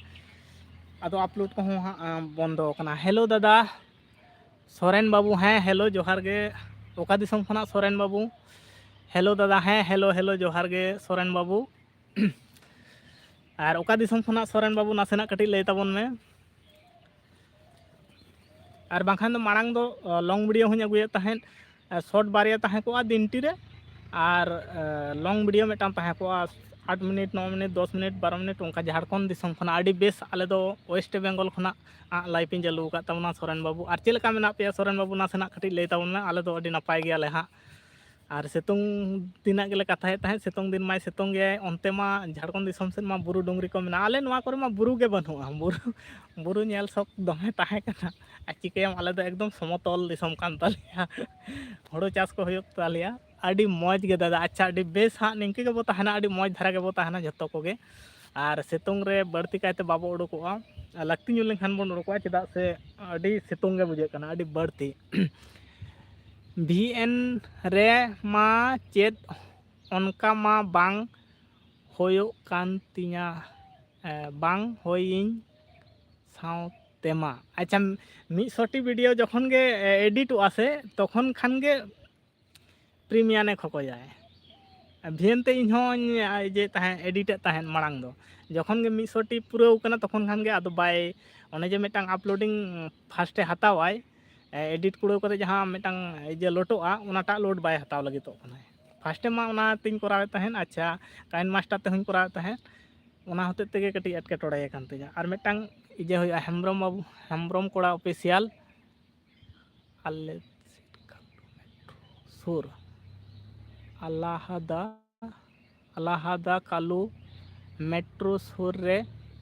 ᱠᱚᱭᱞᱟ ᱠᱷᱟᱫᱟᱱ ᱢᱮᱱᱟᱜᱼᱟ ᱟᱹᱰᱤ ᱡᱩᱨᱤ ᱫᱷᱩᱨᱤ ᱚᱴᱟᱝ ᱟᱹᱰᱤ ᱡᱷᱩᱨᱤ ᱫᱷᱩᱨᱤ ko ᱚᱴᱟᱝᱚᱜ ᱠᱟᱱᱟ ᱟᱯᱮ ᱥᱩᱨ ᱨᱮ ᱟᱪᱪᱷᱟ ᱠᱚᱭᱞᱟ ᱠᱷᱟᱫᱟᱱ ᱢᱮᱱᱟᱜᱼᱟ ᱵᱟᱝ ᱚᱱᱟᱛᱮ ᱟᱹᱰᱤ ᱢᱩᱥᱠᱤᱞ ᱛᱚ ᱛᱟᱦᱚᱞᱮ ᱟᱹᱰᱤ ᱜᱟᱹᱰᱤ ko ᱥᱚᱨᱵᱚ ᱥᱚᱢᱚᱭ ᱦᱟᱱᱛᱮ ᱱᱟᱛᱮᱜ ᱠᱟᱱᱟ ᱛᱟᱨ ᱢᱟᱱᱮ ᱟᱹᱰᱤ ᱢᱩᱥᱠᱤᱞ ᱜᱮᱭᱟ ᱜᱩᱸᱲᱟᱹ ᱵᱟᱹᱞᱤ ko ᱦᱮᱱᱛᱮᱱ ko ᱛᱚ ᱟᱹᱰᱤ ᱜᱟᱱ ᱢᱟᱱᱮ ᱱᱤᱭᱟᱹ ᱥᱚᱢᱚᱭ ᱫᱚ ᱟᱨᱦᱚᱸ ᱥᱤᱛᱩᱝ ᱛᱮᱢᱟ ᱟᱹᱰᱤ ᱞᱚᱞᱚ ᱛᱟᱯ ᱵᱩᱡᱷᱟᱹᱜᱼᱟ ᱥᱟᱶᱛᱮ ᱜᱟᱹᱰᱤ ko ᱦᱟᱱᱛᱮ ᱱᱟᱛᱮ ᱪᱟᱞᱟᱜᱼᱟ ᱦᱮᱢᱵᱨᱚᱢ ᱠᱚᱲᱟ ᱚᱯᱷᱤᱥᱤᱭᱟᱞ ᱛᱟᱨ ᱢᱟᱱᱮ ᱟᱹᱰᱤ ᱜᱮ ᱤᱭᱟᱹ ᱜᱮᱭᱟ ᱪᱮᱫ ko ᱞᱟᱹᱭᱟ मुश्किल गया उना सुर सुपुर ओड़ा तहन लेखान मा अड़ी मुश्किल गया और VN हो तबे ओजा ऑक्तो दो उदुग ते दाय बांग दे बांग VN हो तबे आजा ओकात दोय उदुग के हैं उनी हो भियन ते फास्ट इन चला तहन अच्छा काइन मास्टर ओल वर्जन हंको नको ठन खना जहां ओल वर्जन ताहे कना व्हाट्सएप ग्रुप खना हताव ले तहन ओना रे हो सेम केस होयन तिया अच्छा फिर भियन ते नुकिन मा ओका लका कते को व्यवहार दको इन मा बन बुझाव दाड़े कना जतो को लेदा फ्री गया किंतु प्ले स्टोर खना जखन गे हता कना से फ्री दो बांग किछु दिन 100टी जखन वीडियो में अपलोड एडिट कुरा आसे तो ओना पोरे 100 पोरे खना दो आदो बाय कमीदा आदो चेद बाय कमीदा उनी आदो प्रीमियम सब्सक्राइबर खोजो कना तारपर बाखान जुदी बाम सब्सक्राइबर खान दो ताहले आया ना जे वाटरमार्क तहन कान तया नोंका आर वाटरमार्क ताहले खान गे उनी दो आज हुंसीदार लका मिटांगे तहन कनाय नोआ मिटांग समस्या देखाव कदा ओना होतेते जतो खना ओना समस्या होतेते आदो लॉन्ग वीडियो बनी अगुइदा तो अडी लगन धारा गिन अगुया आर मिटांग एपिंग नाम कदा किछु दिन हा 3 दिन नामक कना ओना खन ओना होतेते बाखान दो दिनम इᱧ दो बाखान नोआ इजे ताहे कान ताहे जे मिटांग लॉन्ग वीडियो ताहेना बारिया शॉर्ट वीडियो ताहेना आदो ताला दो दो मायने लेका चेचो शॉर्ट वीडियो के शुद्ध शॉर्ट गिन डालाव कदा नोआ होतेते बाखान दो इन तो जहां लकाना अवस्था रे वीडियो दो कंटिन्यू रिन बनाव किया दिनम दिन बनाव किया लॉन्ग वीडियो हुन बनाव किया दिनम दिन गिन बनाव ताहेन बारिया की पिया शॉर्ट ताहे को आर मिटांग लॉन्ग वीडियो ताहे को अड़ी मुश्किल गया ऑनलाइन रे चेक को लिया ऑनलाइन रे ओका जिनिस हो फ्री लेकाते दो हां बनुआ रिचार्ज खोजो कनाय से हां रिचार्ज खोजो कनाय अड़ी गान माने डिमांड दो कदा अड़ी गान माने उना दो आबो को दाराय ते दो बांग संभव कना उना रोजगार ताहले खान ताहले गान को आबो को मा इमनीते फोन कोनो रकम ते बो रिचार्ज हेसे आर नुकु मा उना टाका खोजो कना माने मायने रे अड़ी गान चलाव गदो ओना होते ते आदो ओना होते ते ओना लॉन्ग वीडियो दो बन अगुयत ताहेन आदो इन देखिन चेष्टा दा अड़ी लगन धरा गे हा आगु होयो कारण लॉन्ग रेना जो दो बाय बढ़ा कना से चेत को ले वाच टाइम बाय बढ़ा कना जा 3 दिन लहा रे चो हा इन बंदो कदा इन उजर बांग हेज आइन कना अड़ी दिन लहा रे गे अच्छा बिदु चंदन ब्लॉक आलांग दो नंबर चिकल का तलांग एफएम चल पाला उनाटा आईडी तलांग से नंबर मा आम ठेन हो बनु आर इन ठेन हो बनु रिचार्ज में हाँ आर नते फोन रिचार्ज में ना बाखान दो उनी दो परफेक्ट मिटांग इजे कनाय ऐप कनाय माने एतो क्वालिटी ताहे कान तया से अडी गान क्वालिटी अडी बेस की तया क्वालिटी को दो माने कोनो इजे बनु तया माने घरती के बनु तया अडी बेस क्वालिटी मेना तया आर उनी तके अडी गान वीडियो अपलोड कदा 100 टी वीडियो अपलोड कदा एडिट कते नोकान समस्या कना अच्छा आलांगा नंबर तो चिकल का तलांग एफएम चपला नासेना कटी ले तलांग में मा बिदु चंदन ब्लॉक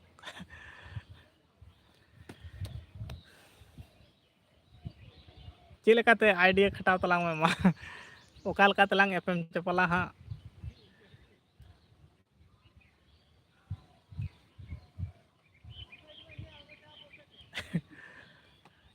रिप्लाई एम तलांग में बिदु चंदन ब्लॉक नंबर चिका तलांग एफएम चपला हाँ अड़ी दिन गे हाँ रपड़ इन एमन समस्या ना से बांग नोआ समस्या होते अड़ी गान होड़ा नंबर चलावना उना मिट आ डायरी रे जतो खना इन के गलती ताहे कना चे डायरी रे बइन ऑल दो कदा ओना मिटांग फास्ट गलती और इजे रे हो बइन सेट ले ताहन चेक को ले जीमेल रे हो बइन सेट ले ताहन नोंका आदो अड़ी गान होड़ा के नंबर साहा उतरेना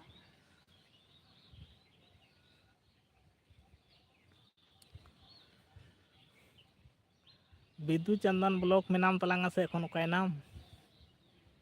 और बाखान ने नंबर इन ले दा हाँ रिसीव में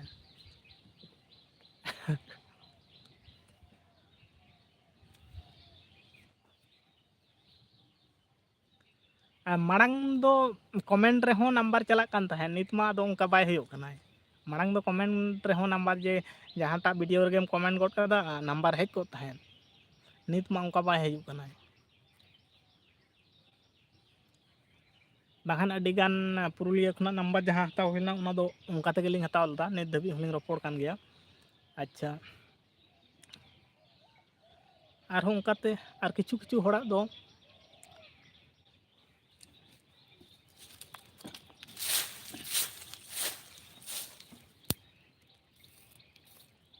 अच्छा आम जे में इन मोचाते बइन ले दमा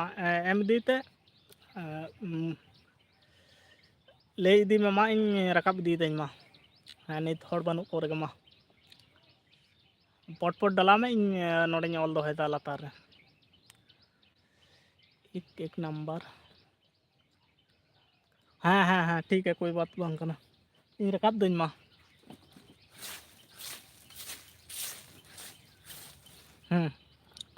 हाँ पोरेना आर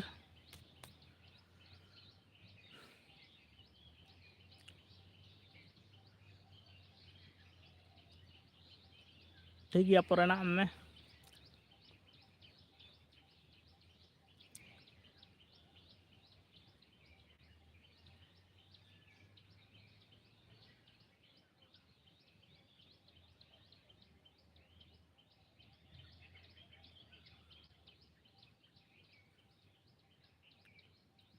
और बांखान दो बिदु चंदन ब्लॉग और बांखान दुई लेदा हाँ आमा डिप चैनल हाना मांग दफा लका चिकाम दो होले दो चैनल डिस्क्रिप्शन रे ओंडे डाला दो है में से हाँ इन लाइव खन उडुक साथ के हाँ चला कना आमा चैनल रे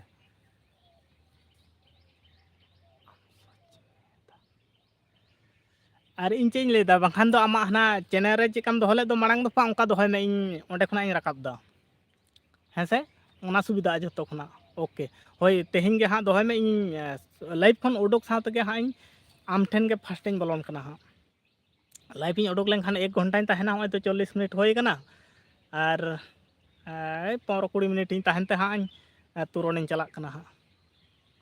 आमा चैनल इन बोलोनते हाने मांग दफा चिकाम दो होले दो ओंडे खन उनका दोहय में अड़ी सुविधा ओंडे खन ताले हताव हुयो हैं निया गे जतो खना बेटारवा अड़ी बेसोआ नोंडे मा ओके ठीक गया इन नीत के दोहय में इन लाइव खन उडुक साथ के हाँ इन चला कना बोलोन कना आमा चैनल रे और ओंडे खन तुरंत इन रिसीव दा हाँ और तेहिं गेलांग कथा अड़ी दिन बांगलांग रपड़ कना अड़ी बेस बुझा हाँ खाय ठीक गया इन लाइव खन उडुक साथ के आम ठेन के आगे बोलोना हाँ वीडियो उनका रे दो का बन अपलोडा आम आमा चैनल रे फर्स्ट इन बोलोना ओंडे दोहय में इन तुरंत इन कॉल दा हाँ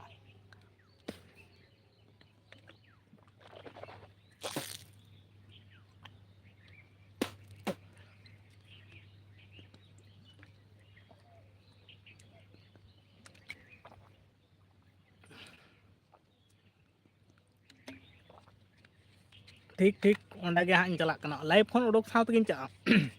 लाइव इन बंद लखान गे आमा चैनल रे चला कना और तुरंत हाँ रपड़ हुयो हाँ 42 मिनट होय कना 1 घंटा इन तहना नेल तेगे हाँ रपड़ तेगे हाँ मुचातो और 10-15 मिनट तो कोई बात बांग कना हाँ और इनांग हो हाँ फोन ले ताहे मिटांग झारखंड खना इन मा दरकार इन ताहे कान ताहेन बहुई साब ले ताहेन उनी संग हो रपड़ बांग होय कना हाँ आधा घंटा लहा रे फोन ले ताहे लाइव खना आधा घंटा मांग 1 घंटा मांग रे फोन ले ताहे आदो बहुई मितान कान ताहेन जे फोन हेज लेना सुनील वीडियो ते चलो कभी ना बड़ा वीडियो ते चल कभी ना बड़ा सुनील वीडियो ते चलो कभी ना बड़ा माने इन बन बुझाव दाड़े कना चेत वीडियो ते चलो कभी ना बड़ा वीडियो ते चलो कभी ना बड़ा बन बुझाव दाड़े कना जिनिसटा चेत सुनील वीडियो ते चलो कभी ना बड़ा वीडियो ते चलो कभी ना बड़ा एक हिंदी ते हम वाई चला कना सांताड़ी ते हम वाई चला कना वीडियो ते चलो कभी ना बड़ा ये गाना है क्या मेरे को समझ में नहीं आ रहा है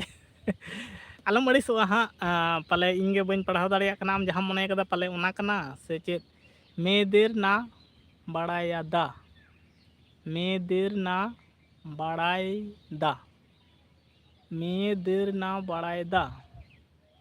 वीडियो ते चलो कभी ना बड़ा मेदेर ना बड़ायदा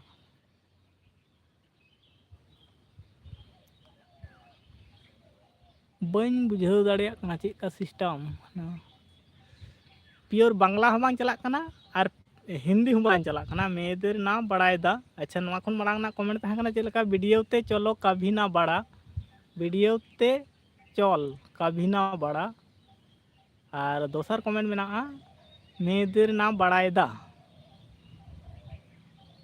माने बांग ओका चेत का बन बुझे पाले इन आमा ऑल दो पाले ठीक गया हाँ इनगे पढ़ाते बन गांदा से चलेका सुनील सुनील मेয়েদের না বাড়ায়দা ভিডিওতে চলো কভি না মেয়েদের নিয়ে চ্যানেলের কি ভিডিও আপলোড বাড়াইয়া মেয়েদের নিয়ে চ্যানেলের কি ভিডিও আপলোড বাড়াইয়া মেয়েদের নিয়ে চ্যানেলের কি ভিডিও আপলোড করব নাকি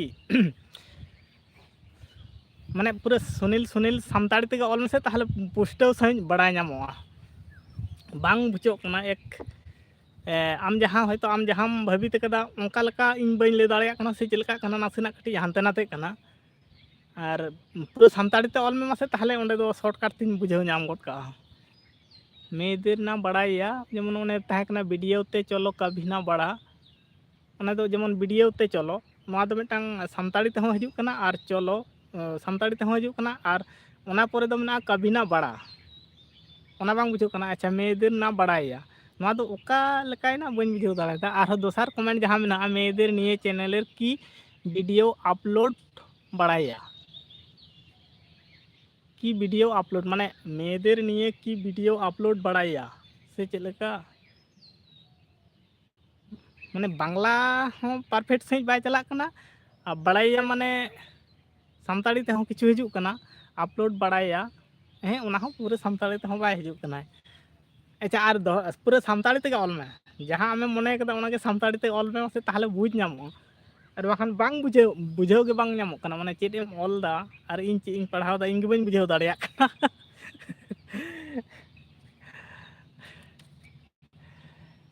5G कोड़ा 5G कोड़ा अड़ी स्मार्ट nyutum कना हाय हेलो जोहार गे 5G कोड़ा से nyutum कना अड़ी कोराव होय मेना अच्छा नितो सुनील सुनील ना प्रेस करे होल करे पिन करले पिन पेस एवं डिलीट करार एकसाथे अनेकगुलो डिलीट बा पिन करते अथवा इच्छा अनुयायी नतून क्लिप जोग करते मैनेज बाटन चापुन ऑप्शन आसबे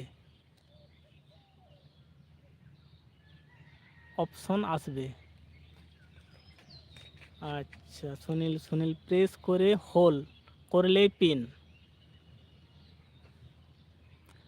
चैनल डिस्क्रिप्शन रे आमा नम्बर अच्छा ठीक गया जीजी कोड़ा दादा तुम्हार बाड़ी कोथाय आमार बाड़ी होच्छे पश्चिम मेदिनीपुरे चैनल डिस्क्रिप्शन रे आमा नम्बर के दाय बिदु चंदन अच्छा ठीक गया हाँ नेलदा तुरन इन बोलन कना हाँ खाज तुरन माने हल्ला से माधेरो गिलां कथा लदा उनका कते हिड़िंग कना तेहेन दो हाँ बन हिड़िंग दा ठीक गया बिदु चंदन ब्लॉक हाँ तुरन आम आलम हाँ इन लाइव फोन उडुक साथे आम तहन में हाँ वेट एकदम तुरन हाँ आमार रिंग बोलन कना ओंडे खना रिसीव द नम्बर और तुरन इन कॉल दा हाँ एकदम दादा तुम्हार नाम की आमार नाम होच्छे जीके कोड़ा आमार नाम होच्छे सोना मुर्मू और जीके कोड़ा ओका दिसम खना हाँ बेंगल दिसम खना गे बांग्लाते मॉल कदा माने बड़ाय दाड़िया कना बेंगल दिसम और बांग रहे बेंगल रिनिक के कनाम जहाँ जगह रे होयतो मेना मिया जीके 5G कोड़ा जीके कोड़ा 5G कोड़ा अड़ी आइडिया कते nyutum मेना भाई अड़ी अड़ी बांग अड़ी शॉर्ट कथा nyutum किंतु अड़ी परफेक्ट nyutum कना 5G कोड़ा हाँ माने मोचा को कटी बेस बाय बुझे कना ओना हते तेहिन दिन अगु तोरा कदा नासेना दा माने रोडते होय दाय से नासे नासे और एलांग दमे बुझे कना बड़ती एलांग बुझे कना अच्छा इन तुरन हाँ लाइव उडुक साथ के आलम दर तलांग हाँ और ओय तो 3 घड़ी होय कना 10 मिनट 10 सेकंड तहना हाँ और कट्टी चुलुंग वेट में बाखान तो आलांगा उनका रगे हाँ हाना धाव लका तहना बांग एफएम चपाल बांग होय कना आमा एम डलाव कदा इन तुरन गे हाँ इन पानते नाम जे दा कल तो दादा भात खेয়েছো हाँ आमी अनेक सकाले भात खेয়েছি দুবার খাওয়া হয়ে গেল। আমি ফার্স্ট সকালে 5টার সময় খাই। যখনই রান্না এই কি বলে রান্না বান্না সব ঠিকঠাক হয়ে যায়, আমি সেই ছোট আমাদের বাচ্চাগুলো আছে ওদের সাথেই খেয়ে নিই। তারপর 10টার সময় আবার খেয়ে নিই, আবার 12টা 1টার সময় আবার খেয়ে নিই, আবার 3টার সময় খেয়ে নিই। মানে এভেলেবেল কম কম করে খাই, তো ওই জন্যই তো আমি রোগা পচা হয়ে গেছি।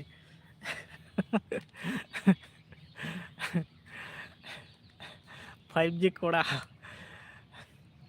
তরকারি কি ছিল আজকে? ছিল ভেড়ি আলু ভিटा ऐप यूज में। अच्छा ओना दो हां लांग रपड़ कना लांग हैं, रपड़ कना लांग हां तुरंत लांग रपड़ कना लांग हां अडी गान रपड़ तना मेना तलांग अडी दिन बांग लांग रपड़ कना अडी दिन गे होय कना 6-7 मास लेका पाले होय गड कना हेसे हाने 30 लांग रपड़ लेना उहेर बांग होय कना हां रपड़ कना लांग ओना कोदो अडी गहिर अडी गान कथा मेना अडी गान तेना कथा को अडी दिन गे बालांग रपड़ कना माने अडी गान कथा को मेना इन लाइव प्रोडक्ट साथे ओने तिन लेदा लाइव प्रोडक्ट साथे के फर्स्ट आमा चैनल रे किन चला कना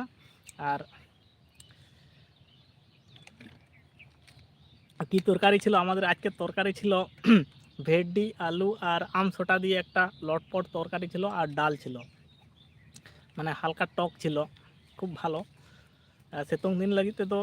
ভাগে গে তাহে কানা মোচারে কাটিজ আবো আতো দিসম রেন হড় তো কামি হানতে নাতে বো কামি বাড়াया আদো चेद को लैया को ओना हो दरकार काना टक जम हो আর লেবু করেনা যে দাম কানা আলে সুর করে মা মার্কেট গে বনো আডি সাঙ্গিন চালাও হইয়া লেবু চে এম হাতাওয়া 10 টাকাতে তিনা বারিয়া গান হইও কানা মারাং যেমন কম তাহে কান তাহেন আর এন্দ্রে এন তাপনা सुनील से चेद इन बन बुझाव दाड़िया ते सरी गे जहां पे बुझाव दाड़िया ते कि अच्छा 5G कोड़ा सुनील जहां कमेंट लेता है उनी पाले एंद्रे ना सुनील चेद कोई ऑल लेता है पहले ऑल लेता है वीडियो ते चलो कभी बन ना बड़ा अच्छा मैं इधर ना बड़ा दा चेद कुछ ऑल लेता है अच्छा ताहे चुन उनी तो पालेन अड़ी सेनाय खूब भालो तरकारी हाँ खूब भालो तरकारी छिलो हालका डाल छिलो और ওই তো বললাম ভেড়ি আলু আর আমসোটা দিয়ে একটা লটপট তরকারি ছিল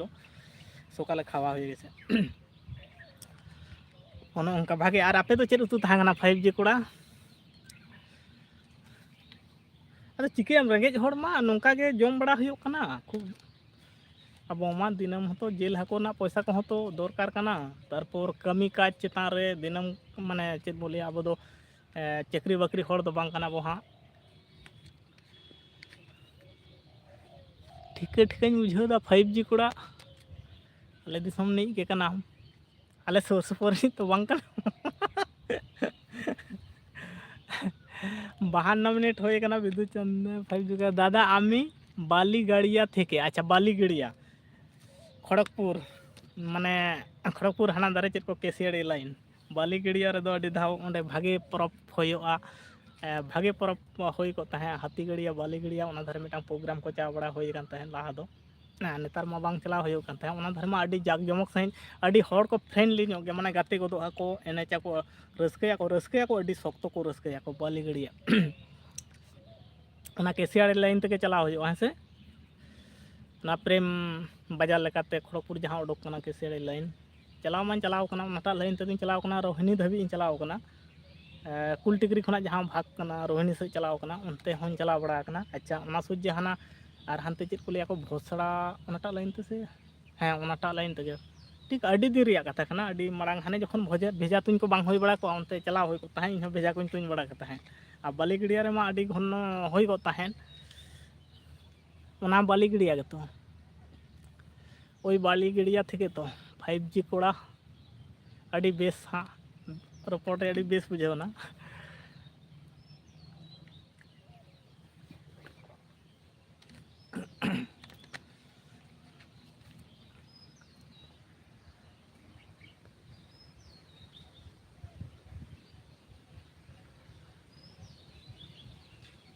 केसियाड़ी लाइन खड़िका रोड हाँ हाँ हाँ हाँ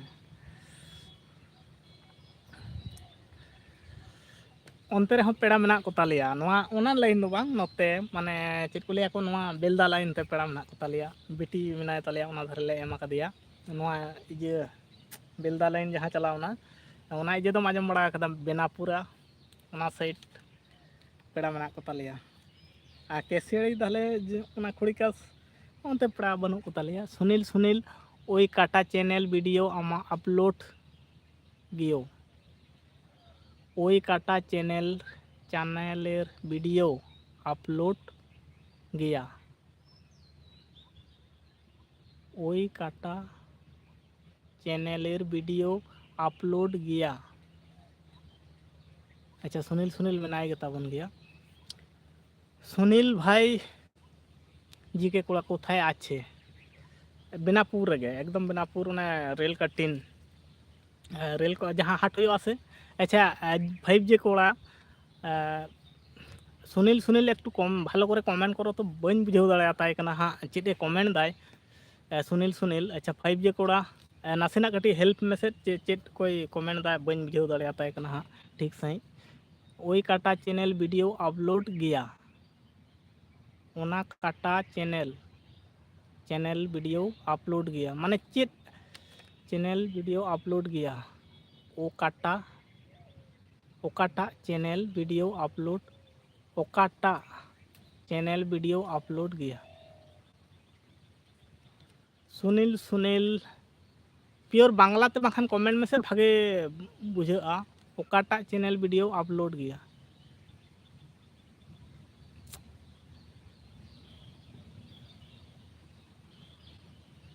बुझे बन नाम दाड़िया कना हाँ चेदलेका पूरा प्योर बांग्लाते कमेंट में सुनील सुनील माने सानताली लेकान बुझे मेया तो किछु डाउट लगावान कना सानताली ते हम बांग हाँ ए बोलछे आर एकटा चैनल आछे कि तोमार अच्छा ओना कथाय लay दाय आर एकटा चैनल मेना तीन गया ओकाटा चैनल वीडियो अपलोड गया। अच्छा सुनील सुनील इᱧ आर मिटांग चैनल मेना ओना चैनल दो हुयो कना कम वीडियो मेना ओना दो हिंदी ते ब्लॉग अपलोड रिया ताहे कना सोनाराम ब्लॉग मेनते मेना हाँ किछु वीडियो डालाव कना किछु दो हाँ बांग डालाव कना सोनाराम ब्लॉग मेनते मेना। अच्छा निये कथा के बांग बन बुझाव दाड़ेयाताय कान तहेन माने किछु सामताड़ी तेहो किछु चलाक कना नुई दो हेकार कनाय सारी गे पाले उनका गे बुझे कनाय माने इनांग खोना गे सारी गे के एम मुर्मू बाबू इन ओना गे हाँ डाउट दो लगावान कान तहेन एक प्योर बांग्ला ते बाय कमेंट दाड़िया कनाय आर प्योर सानताली ते बाय कमेंट दाड़िया कनाय आर चेद को लिया को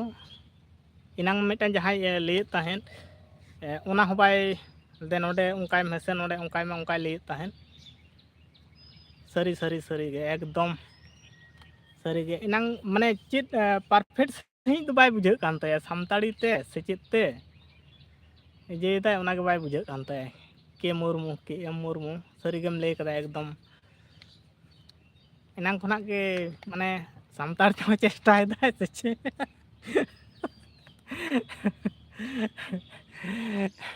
ओनाते जबरदस्ती कमेंट एदा हाँ उनका गिन बुझे कना इनांग खोना मा बन बुझे दाड़ाताय कना इनांग मांग कमेंट को मा बचम स्क्रॉल करते नेल दी ताय में हाँ उनका गे एक सामताड़ी ते बाय कमेंट दा एक हिंदी ते बाय कमेंट दाड़िया कनाय ठीक सही एक बांग्ला ते बाय कमेंट दाड़िया कनाय सारी सारी गे एकदम हदिस ओना गे इन ओना गे इनांग खोना दो जहां हर जुदी इजे सनाय कान खान आर इनांग मिटान जिनिस अडी मारांग ऑल लेदा नेल मेसे कटी ओंडे मारांग ᱧᱚᱜ कते गे एम ले तहेन हानते स्कूल कते नेल दी मेसे जे ओंडे इजे तेगे नोआ बांग्ला लैंग्वेज तेगे ऑल कदा जे नोडे दबाव में ओंडे दबाव में उनका मिटांग ले तहेन इन दो ओंडे खना गे मिटांग इजे लगाव का दिया जे नौका से उनका मिटांग इजे लगा भाई आले ठेन दो चेद जांगते दो मेना ने चेद हो बांग चिके कान तले आले दो चिदा पे चेद को लेया को आले ठेन दो चेद दो मेना मासे ले पे आलिया नोआ इमनी व्यूज बांग चला कान तलेया कोनो रकम ते समय एम कते वीडियो को ले डालावा हैं शॉर्ट वीडियो हंका नंका भंगी कते व्यूज कटी ले अगुइदा आले चितारा हो जुदी पे नजरा मारांग मारांग चैनल को चला पे सेट उनको जहां दो दिनम माने मोटा मोटा बोलन कान ताकोआ दादा आमी तुम्हार साथे बंधु करबो कि हाँ बंधु कोनो असुविधा बांग कना कोई बात बांग कना अडी गान बंधु को होय कना आम हम बंधु आकुना दो चेद कोनो प्रॉब्लम बांग कना अडी बेस कथा नोआ अब सानताड़ बाबू बंधु लेनखान दो 5G कोड़ा नोआ कि आर कथा कना सारी गे एकदम अब एकदम निहाती गे अब मा सपोर सपोर कना को आमा अडी सपोर होय नितो किछुखन लाहा रे हाँ अडी संगीन खना फोन हेज लेन ताहे झारखंड सेट खना फोन हेज लेना ᱚᱱᱠᱟ ᱜᱮ ᱜᱟᱛᱮ ᱦᱩᱭ ᱟᱠᱟᱱᱟ ᱥᱩᱠ ᱨᱮ ᱫᱩᱠ ᱨᱮ ᱡᱚᱛᱚ ᱨᱚᱠᱚᱢ ᱨᱚᱯᱚᱲ ᱵᱟᱲᱟ ᱦᱩᱭᱩᱜ ᱠᱟᱱᱟ ᱡᱚᱛᱚᱴᱟ ᱢᱚᱪᱟ ᱠᱟᱛᱷᱟ ᱛᱮ ᱦᱮᱞᱮᱯ ᱜᱟᱱᱚᱜ ᱠᱟᱱᱟ ᱡᱟᱦᱟᱸ ᱴᱷᱮᱱ ᱚᱱᱠᱟ ᱦᱮᱞᱮᱯ ᱦᱩᱭᱩᱜ ᱠᱟᱱᱟ ᱟᱨ ᱥᱚᱨᱵᱚ ᱥᱚᱢᱚᱭ ᱢᱤᱫᱴᱟᱝ ᱯᱟᱥᱮ ᱛᱟᱦᱮᱸ ᱞᱮᱱᱠᱷᱟᱱ ᱟᱢ ᱦᱚᱸ ᱵᱮᱥᱮᱢ ᱵᱩᱡᱷᱟᱹᱣᱟ ᱤᱧ ᱦᱚᱸ ᱵᱮᱥᱤᱧ ᱵᱩᱡᱷᱟᱹᱣᱟ ᱟᱹᱰᱤ ᱵᱮᱥ ᱵᱩᱡᱷᱟᱹᱜᱼᱟ ᱟᱢ ᱢᱟ ᱱᱚᱰᱮ ᱟᱹᱰᱤ ᱥᱳ ᱨᱤᱱᱤᱡ ᱠᱟᱱ ᱛᱟᱵᱚᱱᱟᱢ ᱱᱚᱰᱮ ᱫᱚ ᱦᱮᱸᱥᱮ ᱟᱹᱰᱤ ᱵᱮᱥ ᱪᱮᱫᱟᱜ ᱵᱟᱝ ᱮᱠᱫᱚᱢ ᱯᱟᱨᱯᱷᱮᱠᱴ ᱤᱧ ᱥᱮᱫ ᱛᱚᱨᱚᱯ ᱠᱷᱚᱱᱟᱜ ᱫᱚ ᱟᱹᱰᱤ ᱮᱠᱫᱚᱢ কোনো অসুবিধা ᱵᱟᱝ ᱠᱟᱱᱟ ᱟᱨ কে এম মুর্মু ᱟᱹᱰᱤ আইডিয়া ᱠᱟᱛᱮᱢ ᱞᱟᱹᱭ ᱟᱠᱟᱫᱟ ᱱᱚᱣᱟ ᱞᱟᱹᱜᱤᱫ ᱛᱮ ᱟᱹᱰᱤ ᱥᱟᱨᱦᱟᱣᱤᱧ ᱮᱢᱟᱢᱟ ᱪᱮᱫᱟᱜ ᱥᱮ ᱩᱱᱤ ᱱᱚᱣᱟ ᱠᱷᱚᱱ ᱢᱟᱲᱟᱝ ᱨᱮ ᱡᱟᱦᱟᱸᱭ ᱠᱚᱢᱮᱱᱴ ᱞᱮᱫ ᱛᱟᱦᱮᱱ ᱚᱱᱠᱟ ᱜᱮ ᱞᱟᱹᱭᱮᱫ ᱛᱟᱦᱮᱸ ᱡᱮ ᱱᱚᱰᱮ ᱱᱚᱝᱠᱟᱭ ᱢᱮᱥᱮ ᱚᱸᱰᱮ ᱚᱱᱠᱟᱭ ᱢᱮ ᱢᱤᱫᱴᱟᱝ ᱧᱮᱞ ᱛᱟᱭ ᱢᱮᱥᱮ ᱦᱟᱸᱜ ᱞᱟᱦᱟ ᱥᱮᱫ ᱪᱟᱞᱟᱣ ᱟᱠᱟᱱᱟ ᱯᱟᱨᱚᱢ ᱟᱠᱟᱱᱟ ᱡᱟᱦᱟᱸ ᱠᱚᱢᱮᱱᱴ ᱟᱨ ᱥᱟᱹᱨᱤᱜᱮᱢ ᱞᱟᱹᱭᱮᱫ ᱛᱟᱦᱮᱸ ᱩᱱᱤ ᱫᱚ ᱮᱠᱫᱚᱢ ᱡᱚᱵᱚᱨᱫᱚᱥᱛᱤ ᱜᱮ ᱢᱤᱫᱴᱟᱝ ᱤᱭᱟᱹᱭᱮᱫᱟᱭ ᱟᱨ ᱵᱩᱡᱷᱟᱹᱣ ᱫᱚ ᱵᱟᱹᱧ ᱧᱟᱢᱮᱫ ᱛᱟᱭᱟ ᱡᱮ ᱱᱚᱝᱠᱟᱭ ᱢᱮ ᱥᱮ ᱦᱟᱱᱠᱟᱭ ᱢᱮ ᱩᱱᱤ ᱯᱟᱨᱯᱷᱮᱠᱴ ᱥᱟᱺᱦᱤᱡ ᱵᱟᱝᱞᱟ ᱛᱮᱦᱚᱸ ᱵᱟᱭ ᱠᱚᱢᱮᱱᱴ ᱮᱫᱟ ᱯᱟᱨᱯᱷᱮᱠᱴ ᱥᱟᱺᱦᱤᱡ ᱦᱤᱱᱫᱤ ᱛᱮᱦᱚᱸ ᱵᱟᱭ ᱠᱚᱢᱮᱱᱴ ᱮᱫᱟ ᱟᱨ ᱠᱤᱪᱷᱩ বাংলা তেহᱚᱸ বাই কমেন্ট দায় সে হিন্দি তেহᱚᱸ বাই কমেন্ট দায় চিকাᱹᱭᱮᱫᱟ ᱥᱟᱹᱨᱤ ᱮᱠᱫᱚᱢ ᱟᱹᱰᱤ ᱟᱹᱰᱤᱧ ᱥᱟᱨᱦᱟᱣ ᱢᱮᱭᱟ কে এম মুর্মু ᱵᱟᱹᱵᱩ কে এম মুর্মু ᱵᱟᱹᱵᱩ ᱟᱹᱰᱤ ᱟᱹᱰᱤ ᱥᱟᱨᱦᱟᱣ ᱤᱧ ᱩᱱ ᱨᱮᱜᱮ ᱦᱟᱸᱜ ᱱᱟᱥᱮ ᱱᱟᱥᱮ ᱫᱚ ᱦᱮᱡ ᱟᱹᱧ ᱠᱟᱱ ᱛᱟᱦᱮᱸᱫ ᱤᱧ ᱫᱚᱧ ᱡᱟᱦᱟᱸᱭ ᱨᱚᱯᱚᱲᱚᱜ ᱥᱟᱱᱟᱭᱮᱭᱟ ᱩᱱᱤ ᱫᱚ ᱨᱚᱯᱚᱲᱚᱜ লেᱠᱟᱭ কথায় কোনো অসুবিধা নাই সুনীল বন্ধু এই তো আমরা বন্ধু হয়ে গেলাম কোনো অসুবিধা নাই হামেশা আমাদের লাইভে চলে এসো হ্যাঁ আমরা লাইভ করব হামেশা চলে আসো আমরা কথা বলবো খুব ভালো থাকবো সবাই মিলেমিশে থাকবো হ্যাঁ কোনো অসুবিধা নাই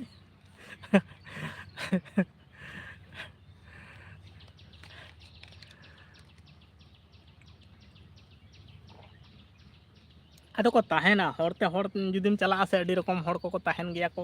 ᱟᱫᱚ ᱚᱠᱚᱭ ᱫᱚ ᱵᱟᱹᱲᱤᱡ ᱢᱚᱱᱮᱭᱟᱱ ᱠᱚᱠᱚ ᱛᱟᱦᱮᱱᱟᱠᱚ ᱩᱱᱠᱩ ᱠᱷᱚᱱᱟᱜ ᱟᱵᱚ ᱢᱟ ᱵᱟᱵᱚ ᱴᱷᱤᱠᱟᱹ ᱫᱟᱲᱮᱭᱟᱠᱚᱣᱟ ᱡᱚᱠᱷᱚᱱ ᱜᱮ ᱟᱵᱚ ᱦᱟᱱᱟ ᱱᱟᱣᱟ ᱠᱚ ᱢᱮᱛᱟ ᱵᱚᱱᱟ ᱥᱮ ᱟᱨ ᱚᱱᱟ ᱡᱟᱭᱜᱟ ᱨᱮᱵᱚᱱ ᱪᱟᱞᱟᱣ ᱞᱮᱱᱠᱷᱟᱱ ᱜᱮ ᱥᱮ ᱢᱤᱫᱴᱟᱝ ᱠᱚ ᱤᱭᱟᱹ ᱵᱚᱱᱟ ᱠᱚ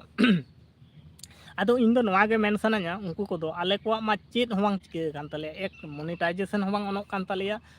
ᱮᱠ ᱳয়াই ᱴᱟইᱢ ᱦᱚᱸ ᱵᱟᱝᱞᱮ ᱯᱩᱨᱟᱹᱣ ᱫᱟᱲᱮᱭᱟᱜ ᱠᱟᱱᱟ ᱚᱲᱟᱜ ᱥᱚᱝᱥᱟᱨ ᱨᱮ ᱱᱚᱣᱟ ᱨᱮ ᱯᱟᱨᱯᱷᱮᱠᱴ ᱥᱟᱺᱦᱤᱡ ᱥᱚᱢᱚᱭ ᱵᱟᱞᱮ ᱮᱢ ᱫᱟᱲᱮᱭᱟᱜ ᱠᱟᱱᱟ ᱮᱰᱤᱴ ᱦᱚᱸ ᱵᱟᱝᱞᱮ ᱜᱟᱱ ᱫᱟᱲᱮᱭᱟᱜ ᱠᱟᱱᱟ ᱵᱮᱥ ᱥᱟᱺᱦᱤᱡ ᱛᱮ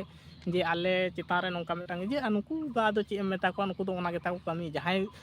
ᱵᱮᱠᱛᱤᱜᱚᱛᱚ ᱠᱷᱩᱫ ᱵᱷᱤᱰᱤᱭᱳ ᱵᱮᱱᱟᱣ ᱠᱟᱛᱮᱫ ᱢᱮᱦᱱᱚᱛ ᱠᱟᱛᱮᱫ ᱤᱭᱟᱹᱭᱟᱭ ᱥᱮ ᱚᱱᱟ ᱠᱚᱫᱚ ᱠᱟᱹᱴᱤᱡ ᱤᱭᱟᱹ ᱜᱮ ᱵᱩᱡᱷᱟᱹᱜᱼᱟ ᱟᱨ ᱮᱥᱮ ᱜᱮ ᱡᱩᱫᱤ ᱦᱟᱞᱟᱝ ᱢᱟᱱᱮ ᱟᱢ ᱦᱚᱲᱟᱜ ᱪᱮᱛᱟᱱ ᱨᱮ ᱡᱩᱫᱤ ᱟᱢᱮᱢ ᱠᱟᱨᱵᱟᱨᱟ ᱱᱚᱣᱟ ᱠᱚᱫᱚ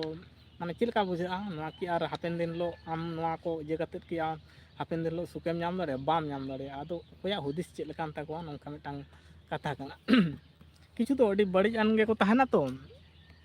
ᱢᱟᱱᱮ ᱥᱚᱨᱴᱠᱟᱴ ᱛᱮᱧ ᱤᱭᱟᱹ ᱞᱮᱛᱟ ᱠᱚ ᱠᱷᱟᱱ ᱱᱚᱝᱠᱟ ᱞᱮᱠᱷᱟᱱ ᱦᱟᱱᱠᱟ ᱞᱮᱠᱷᱟᱱ ᱜᱮ ᱤᱭᱟᱹᱭᱟᱹᱧ ᱦᱮᱸ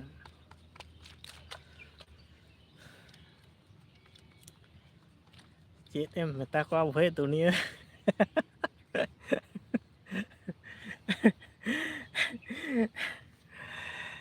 কে এম মুর্মু ᱫᱚ ᱟᱹᱰᱤ ᱥᱟᱨᱦᱟᱣ ᱢᱮᱭᱟ ᱱᱚᱣᱟ ᱞᱟᱹᱜᱤᱫ ᱛᱮᱜᱮ ᱢᱤᱫᱴᱟᱝ ᱤᱧ ᱡᱟᱦᱟᱸ ᱢᱚᱱᱮᱨᱮ ᱤᱭᱟᱹ ᱛᱟᱦᱮᱸ ᱠᱟᱱ ᱛᱤᱧᱟᱹ ᱢᱟᱱᱮ ᱛᱟᱦᱮᱸ ᱠᱟᱱ ᱛᱤᱧᱟᱹ ᱟᱢ ᱚᱱᱟᱜᱮ ᱥᱚᱫᱚᱨ ᱠᱮᱫᱟ ᱱᱚᱣᱟ ᱞᱟᱹᱜᱤᱫ ᱛᱮ ᱟᱹᱰᱤ ᱟᱹᱰᱤᱧ ᱥᱟᱨᱦᱟᱣ ᱢᱮᱭᱟ ᱪᱮᱫᱟᱜ ᱥᱮ ᱟᱢ ᱦᱚᱢ ᱠᱚᱭᱚᱜ ᱞᱮᱫ ᱛᱟᱦᱮᱸᱫ ᱡᱮ ᱩᱱᱤ ᱪᱮᱫ ᱪᱤᱠᱟᱹ ᱞᱟᱹᱜᱤᱫᱚᱜ ᱠᱟᱱᱟ ᱥᱮ ᱪᱮᱫ ᱮ ᱠᱚᱢᱮᱱᱴ ᱞᱟᱹᱜᱤᱫᱚᱜ ᱠᱟᱱᱟ ᱮᱠ ᱩᱱᱤ ᱛᱚ ᱵᱚᱱ ᱧᱮᱞᱮᱫ ᱛᱟᱭ ᱛᱟᱦᱮᱸᱫ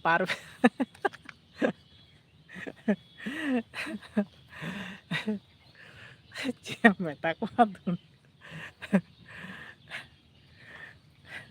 ᱟᱪᱪᱷᱟ ᱡᱤ কে কড়া ᱢᱮᱱᱟᱢ ᱜᱮᱛᱟᱢ ᱞᱟᱝᱟ ᱥᱮ ᱵᱟᱹᱱᱩᱜ ᱢᱮᱭᱟ ᱞᱟᱹᱭ ᱛᱟᱞᱟᱝ ᱢᱮ ᱢᱟ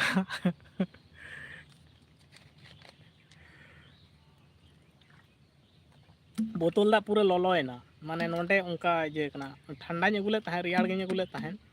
ᱱᱚᱣᱟ ᱦᱚᱸ ᱞᱚᱞᱚᱭᱮᱱᱟ ᱥᱤᱛᱩᱝ ᱢᱟ ᱱᱤᱛᱚᱜ ᱫᱚ ᱟᱨᱦᱚᱸ ᱵᱟᱹᱲᱛᱤ ᱜᱮ ᱵᱩᱡᱷᱟᱹᱣ ᱤᱫᱤᱜ ᱠᱟᱱᱟ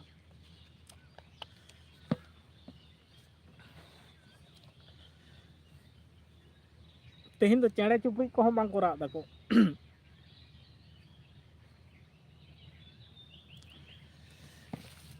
आप लोग कमेंट कीजिए कमेंट बंदोयना से चिकायना पे ᱧᱮᱞ ᱞᱮᱜᱮ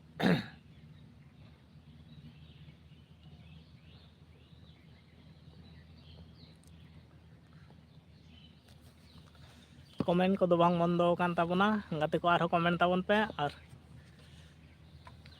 और बिदु चंदन ब्लॉग मेनाम गे तलांगा से बांग नासेना बड़ाय हचोኝ तलांग में हाँ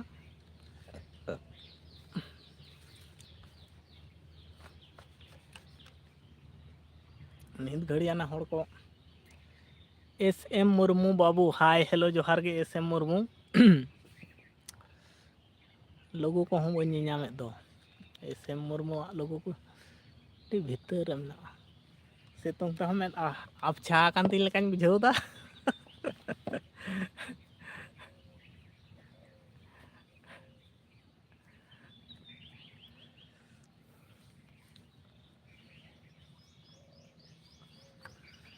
SM मुर्मू ᱚᱠᱟ ᱫᱤᱥᱚᱢ ᱠᱷᱚᱱᱟᱜ ᱞᱟᱹᱭ ᱛᱟᱞᱟᱝ ᱢᱮ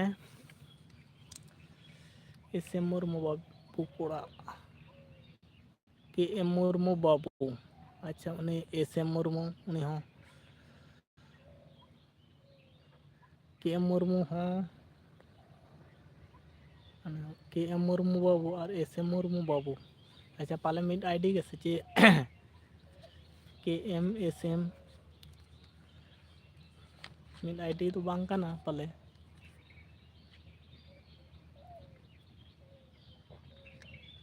तेन तो लाइक को अभी कम धारा के हेन ताबोना मोड़े गोटांग 1 घंटा रे मोड़े गोटांग हेन ताबोना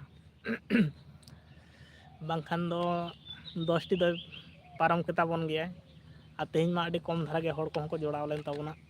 आ सितुंग बढ़ती कदा से हड़ को बांग ठीक के को बुझाव ताको माने गरम सितुंग ते चेत को लैया को अभी बांग ठीक के बुझे कना इन गे नोडे दुड़ कते बेस बन बुझाव दा मी बोतल लेका दा ᱧᱩ चाबा केदा सुनील सुनील रोद केमन लागছে खूब ভালো রোদ লাগছে আর ব্যাকগ্রাউন্ডের দৃশ্যগুলো দেখলে না মাথা খারাপ হয়ে যাবে দেখো পুরো কড়কড়ানি রোদ দিয়েছে একটা যদি বাচ্চাকে যদি ওই রোদের মধ্যে ফেলে দাও সঙ্গে সঙ্গে পাপড় হয়ে যাবে এত রোদ আমি তো এই গাছের তলায় বসে আছি সেরকম আমাকে লাগছে না আচ্ছা সময়টাও হয়ে গেছে সবাইকে টাটা বাই বাই বলার জন্য আচ্ছা তোমরা ভালো থেকো সবাই ভালো থাকো এই রোদে খাওয়া দাওয়া টাইমে করো আর কি বলবো আজকে দাদা জি কে কোড়া दादा आमा जोगाजोग नंबर अच्छा नंबर तो हाँ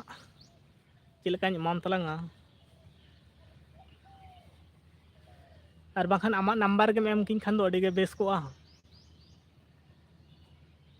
जी के कोड़ा अड़ी के नपाय को जुदी आमा नंबर में एम को और नोडे इन नंबर तो कटी एटकेटोड़े नासेना जी के कोड़ा में नामा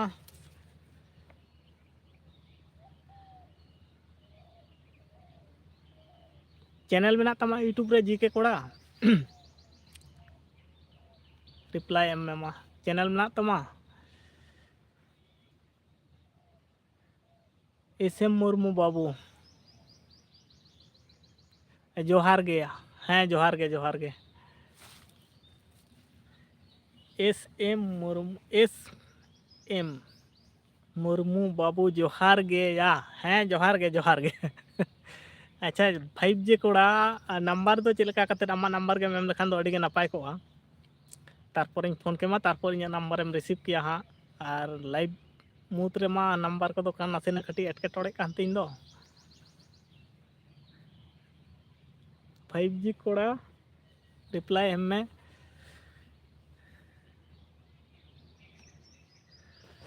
में नाम गया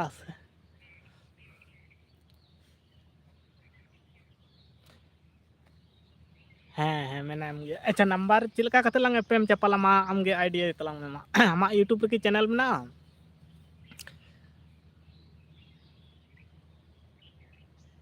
यूट्यूब रे जुदी चैनल में खान दो ताहले आरो सुविधा को और नितो मा इन वीडियो रे जुदी आमा नंबर एम कमेंट गोट का जे कोनो वीडियो रे जुदी आमा नंबर एम कमेंट नितो मा लहा लेका दो शो कना से बांग पाले बाय शो कना लहा दो जेमन शो को उनका कते के मांग दो पारमेंट सेरमा 2024 रे दो हाँ उनका कते के नंबर को दो एफएम चपाल होय लेन ताहेन और नितो मा किछु दिन लहा रे नेल दा दो उनका हो बाय शो कना हा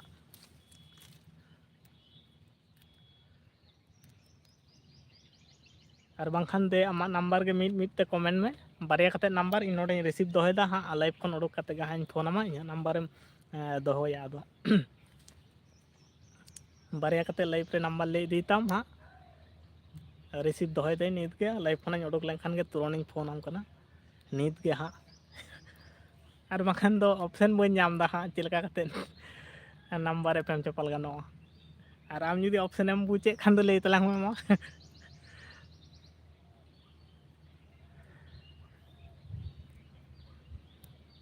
1 घंटा 10 मिनट हुए ना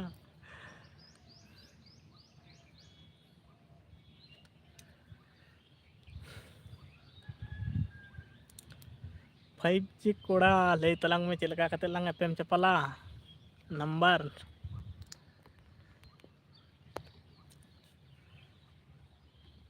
दादा नंबर गे छे अच्छा ठीक गया नेल दा जुदी मेना खान हाँ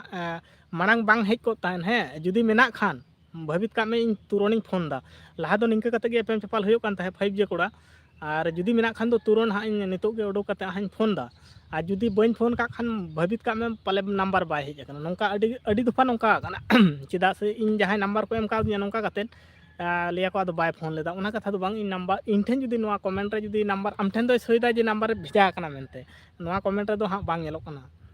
अच्छा जुदी मेना खान हाँ इन तुरंत फोन दा उडुक कते गे हाँ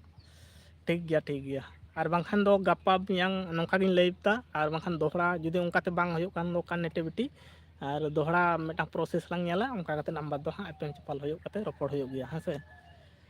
तेहन जुदी नंबर आमेम को लगा हाँ जुदी मेना खान दो तुरंत हाँ नित गे उडुक लाइव दो नित गिन बंदोयदा हाँ 1 घंटा हुए कना और उडुक कते हाँ तुरंत फोन आम कना नंबर रिसीव आदो मेता में जे इन नुई लेदा नंबर मेना खान दो मांग दो नोंका कते गे एपेम चपाल हुई लेन तहन मांग दो 2024 रे दो आ उना तला रे दो किछु बाय सोक कान तहन अडी गान होड़ उनका कते आदो चिके कियाले नोंका लाइव रे गे बारिया कते नंबर ले इजे किया भेजा कियाले आदो उनका कते एपेम चपाल हुयो कान तहन मांग दो होई लेना आदो उना तायनम दो आदो बांग हुयो कान तहन आदो चिके केदाले नोंका लाइव रे हेज कते जेमन होय 5G कोड़ा दादा नंबर गेछे उनका बारिया कते नंबर एम भेजा लखान गे हाँ नोडे इन राकाब दोहो किया तुरंत आदो जे उनका कते गे हाँ एपेम चपाल होय कना लाहा लाहा दो होयो कान तहन आदो नेतार दो उना तला रे कटी गंडगोल ना होय जेमन आमेम भेजा कदा देखा गेलो इन ठेन दो आदो बांग हेज लेना आदो आम दोम भाबिता बाय फोन लेदा नंबर इन एमा दे रे हों उनकान कथा दो बांग कना इन ठेन जतो गुलो को एम का को नंबर रपड़ होय कना बेस दबी हो रपड़ होय कना एसएम मुर्मू दादू आम दो ओका लेका मेनामा अड़ी बेस की आम गे वइन ठिकयत मिया इन मोटर चोन कना इन ओकोय कना या अच्छा 5G कोड़ा हाँ जुदी ओनें लेके लगा नंबर जुदी हेज कन खान आलम भाबिता हाँ इन तुरंत फोनेट गया आ जुदी बांग इन ठेन बांग सेटर कन खान आलम अड़िसो तलांगा दोहरा लाइव रे हाँ प्रोसेस हताव कते हाँ एटा रकम प्रोसेस हताव कते हाँ एपेम चपाल हुयो आम ठेन दो सुविधा हाँ चलाव कना इन ठेन दो हाँ बाय सुया नोंका होय कना मांग गपा अडी गोटांग इजे गे नोंका होय बड़ा कना और बांखानेम भाबिता नंबर इन भेजा दिया बाय फोन लेदा माने एड़े किदिया नोंकान कथा दो बांग कना इन ठेन तिना गान नंबर को एपेम चपाल हुई कना नित धबी हो फोन इदी हुयो कना रपड़ इदी हुयो कना अडी गान होड़ सला गे गोटा बिहार खना झारखंड खना पुरुलिया खना मालदा खना बर्धमान खना प्रत्येकटी जगह से खना गे हाँ नंबर को हताव कदा को रपड़ बड़ा हुयो कना हमेशा लगी के बुगे बड़ी को रपड़ बड़ा इदी हुयो कान गया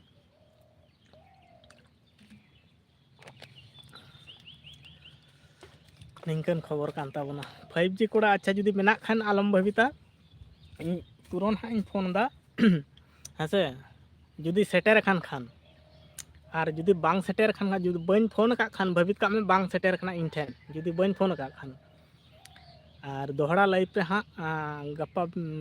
हाँ गप्पा समय नाम खान इनका 11 बजे से खान इन लाइव उना लाइव पे सेटर करते और दोहरा लेकाते हाँ नंबर एपेम चपाल हुयो उना दो बांग असुविधा ठीक गया अच्छा मा एनखान सनाम को हाँ तेहना लाइव लेकाते तो हाँ सनाम को जोहारिन चलाबोना और जतो खना बढ़ती जोहारिन चलाए ताबोना KM मुर्मू उनी तो अडी नपाय कथा हाँ साब रकाब ले तहन जहां नोआ चितान रे कटिज कोयो बड़ाय तहन उनी गे हाँ हाना इजे कोय मेने तहन उनते दो बइन ले ताबोना बुझ दाड़िया कना पे उनी गे लेदा नुई तो उनी कनाय से उनी कनाय हैं इन हो डाउट दो ओना रे लगाव दिन तहन जे नुई तो उनी होय दाड़िया हाना नवाय ले तहन अदो नोआ को खना एड़ाव तहन हुयो ताबोना